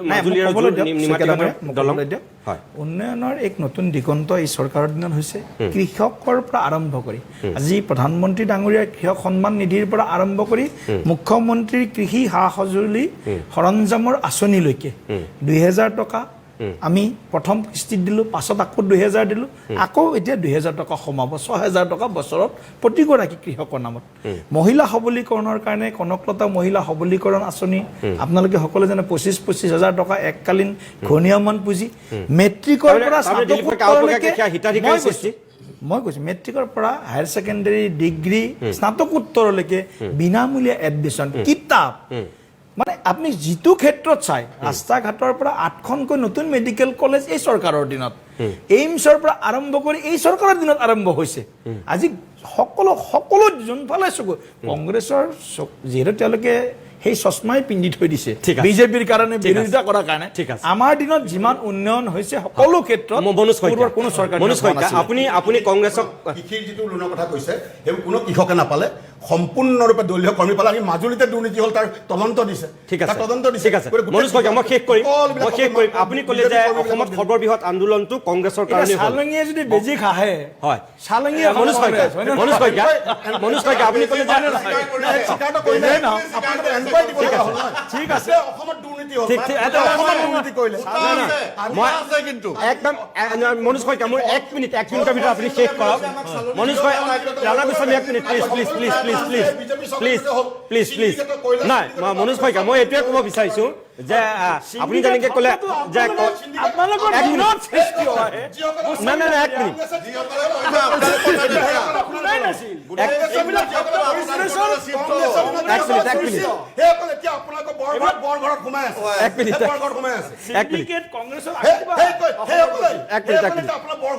চাওক মনোজ কইকীয়া মই আপোনাক শেষত এইটোৱে সুধিছোঁ আপুনি ক'লে যে কংগ্ৰেছেই আটাইতকৈ অসমৰ সৰ্ববৃহৎ আন্দোলনটো কৰিবলৈ বাধ্য কৰিলে আঞ্চলিক দলো সৃষ্টি কৰিবলৈ কংগ্ৰেছেই বাধ্য কৰিলে হয় আপুনি কোৱা কথাটো সঁচা কিন্তু এইটোতো সঁচা অসম আন্দোলনৰ পিছত সৰ্ববৃহৎ আন্দোলনটো আপোনালোক অংশীদাৰ হোৱা চৰকাৰখনৰ দিনতেই আকৌ সৃষ্টি হ'ল ইছ্যু কিন্তু একেটাই বিদেশীয়ে অসম গণ পৰিষদেতো কেতিয়াও হিন্দু মুছলমান বিদেশী বুলি চিনাক্ত কৰি তেতিয়া আন্দোলন কৰা নাছিল অসম চুক্তিখনতো তেনেকৈ লিখা নাছিল অসম চুক্তি আপোনালোকে বেদৰ দৰে মানে গ্ৰহণ কৰে তাৰপিছত এতিয়া কিন্তু আপোনালোকে সেই একেই চৰকাৰৰ দিনতেই আটাইতকৈ সৰ্ববৃহৎ আন্দোলনটো যেনেকৈ আপুনি ক'লে কংগ্ৰেছৰ কাৰণে হ'ল অসম আন্দোলন আপোনালোক চৰকাৰৰ অংশীদাৰ হৈ থকাৰ সময়তেই একেটা ইছ্যুতে আকৌ দ্বিতীয় সৰ্ববৃহৎ আন্দোলনটো কিয় হ'ব লগা হ'ল চাওক নিতুমণি শইকীয়া এতিয়া মূল কথাটো হৈছে যে আমাৰ দলৰ যিটো স্থিতি অসম আন্দোলনৰ পটভূমিত অসম চুক্তি হ'ল অসম গণ পৰিষদ দল সেই যিটো মূল বিষয় আছিলে সেই বিষয়টোৰ পৰা অসম গণ পৰিষদ দল আজিও আঁতৰি অহা নাই আৰু কা সম্পৰ্কত বা তাৰ পূৰ্বে কেব সম্পৰ্কত অসম গণ পৰিষদৰ যিটো স্থিতি এই স্থিতিত আমি কিন্তু এতিয়াও অটল হৈ আছো আজি অসম গণ পৰিষদ দলৰ কাৰণে অসম গণ পৰিষদ দলে সেই সময়ত কেন্দ্ৰীয় গৃহমন্ত্ৰী ডাঙৰীয়ে সাক্ষাৎ কৰি বিভিন্ন ধৰণে তেখেতক আমি আহ্বান জনোৱাৰ কাৰণে এখন উচ্চস্তৰীয় সমিতি কিয় ক'ব লগা হৈছে দলীয় নেতৃত্ব আৰু সেই উচ্চস্তৰীয় সমিতিয়ে 6 নং দফা আৰু অসম চুক্তি ৰূপায়ণৰ ওপৰত এটা পৰামৰ্শৱলীও ইতিমধ্যে চৰকাৰৰ হাতত অৰ্পণ কৰিছে আৰু আমি এইটো কথা বিশ্বাস কৰোঁ যে আমি বহুদিন ক্ষমতাৰ বাহিৰত থাকিও দেখিছোঁ যে এই গোটেই বিষয়টোত কোনে কি ধৰণে ৰাজনীতি কৰিছে আৰু আমি এইটো সিদ্ধান্ত লৈছোঁ যে চৰকাৰৰ ভিতৰত অংশীদাৰ হৈ থাকি আমি অসমৰ জাতীয়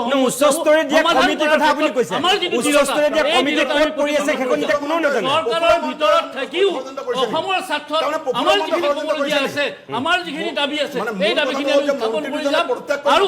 নাই এই কথাটো আপোনালোকে আজমল ডাঙৰীয়াৰ বিষয়টো আপোনালোকে ডাইভাৰ্ট কৰিবৰ কাৰণে এই কথাটো আপোনালোকে বাৰম্বাৰ উত্থাপন কৰি মই দুখিত মই সময় দিব নোৱাৰিম প্ৰিয় দৰ্শক আজিৰ অভিমতত আমি মিত্ৰজোঁট বনাম মহাজোঁট এই বিষয়টোক লৈ আমি আলোচনা কৰিছিলোঁ মিত্ৰজোঁটৰো দুজন মহাজোঁটৰো দুজন প্ৰবক্তা আছিল তেওঁলোকে যিখিনি যুক্তি দিছে আপোনালোকে শুনিলে বাকী বিচাৰ মই আপোনালোকলৈ এৰিছোঁ আৰু ইয়াৰ লগে লগে আজিৰ অভিমত অনুষ্ঠানটোৰ মই ইমানতে সামৰণি মাৰিছোঁ নমস্কাৰ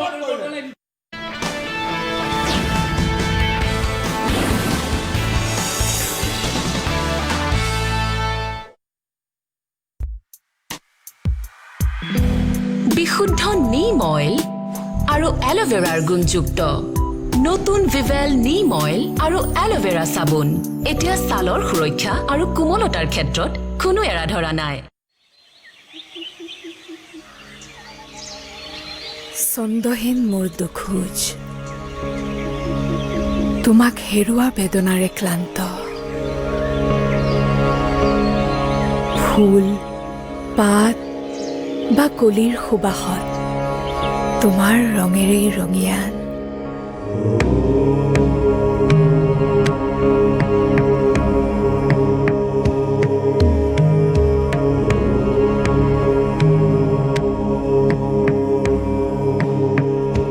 প্ৰকৃতিৰ ঔৰসতে পুনৰ বিচাৰি পালো মই সেই একেই নিৰোজতা একেই সৌন্দৰ্য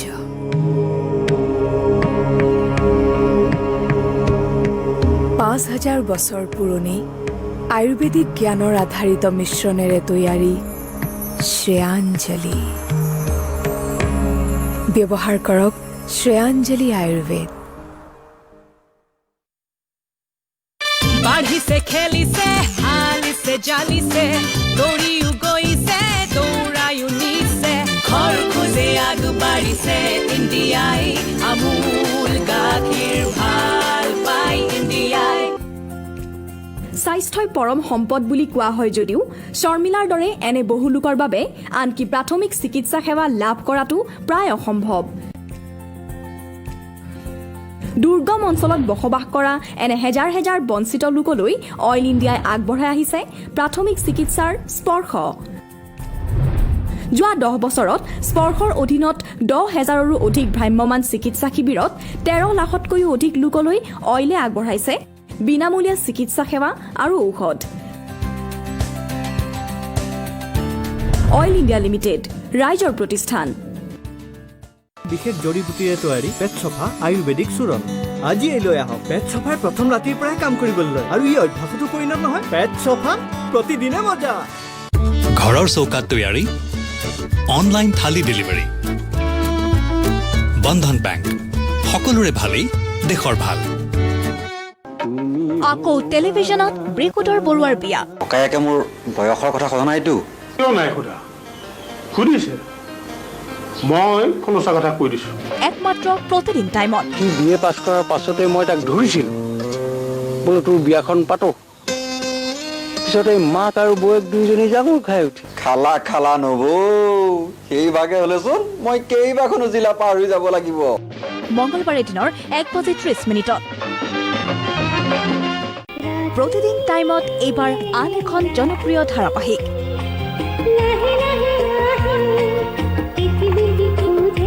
তৌফিক ৰহমানৰ পৰিচালনাৰে প্ৰাঞ্জল শইকীয়া যতীন বৰা প্ৰস্তুতি পৰাশৰ মাধুৰিমা চৌধুৰী আৰু বহুতো জনপ্ৰিয় শিল্পীৰ অভিনয়েৰে নিশাৰ নায়ক আপোনাৰ ছোৱালীয়ে শ্বিলঙৰ হোষ্টেলত থেকে পঢ়া শুনা কৰে আপুনি অৰিজিনেলি মই এখন চহৰৰ ল'ৰা আৰু আপোনাৰ নিচিনা ডাঙৰ বিজনেছমেনক ইয়াত সকলোৱে চিনি পায় আৰু আচলতে আজি পাৰ্টিটো তোমাৰেই মানুহে আচল কথাটো নাজানে বুলিহে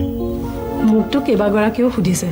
প্ৰতি সোমবাৰৰ পৰা শুকুৰবাৰলৈ দিনৰ 1 বজাত পুনৰ সম্প্ৰচাৰ নিশা 10:30 বজাত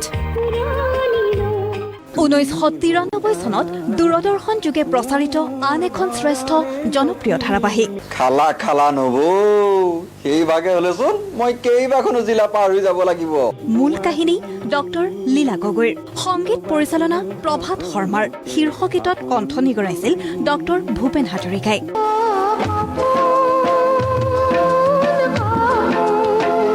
প্ৰযোজনা পৰাণ বৰবৰুৱাৰ আপোনাৰ জন্মস্থানৰ পৰা পূব উত্তৰ দিশত নহ'লে তাৰ বিপৰীত পশ্চিম দক্ষিণ দিশত কন্যাৰ লগত আপোনাৰ বিয়া হোৱাটো খাটা সি বিএ পাছ কৰাৰ পাছতে মই তাক ধৰিছিল বোলো তোৰ বিয়াখন পাতো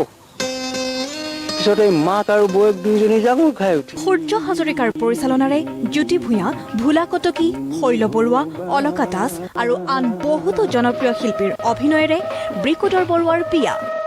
ককায়েকে মোৰ বয়সৰ কথা কোৱা নাইতো কিয় নাই সোধা সুধিছে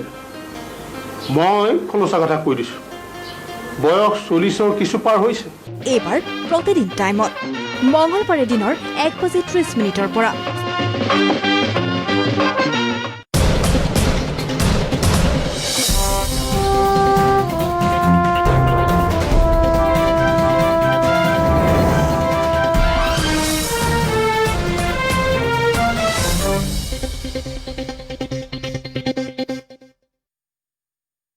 নমস্কাৰ এতিয়া বাতৰিৰ সৈতে ষ্টুডিঅ'ত মই শ্যামলী প্ৰথমে এটা গুৰুত্বপূৰ্ণ খবৰ আগন্তুক বিধানসভা নিৰ্বাচনত কংগ্ৰেছ আৰু এআইইউডিএফৰ মিত্ৰতা চূড়ান্ত তৰুণ গগৈ বাসগৃহত কংগ্ৰেছ এআইইউডিএফৰ শীৰ্ষ নেতৃত্বৰ বৈঠকৰ পাছতেই এই মন্তব্য আমিনুল ইছলামৰ কংগ্ৰেছক বিগ ব্ৰাদাৰ আখ্যা দি এআইইউ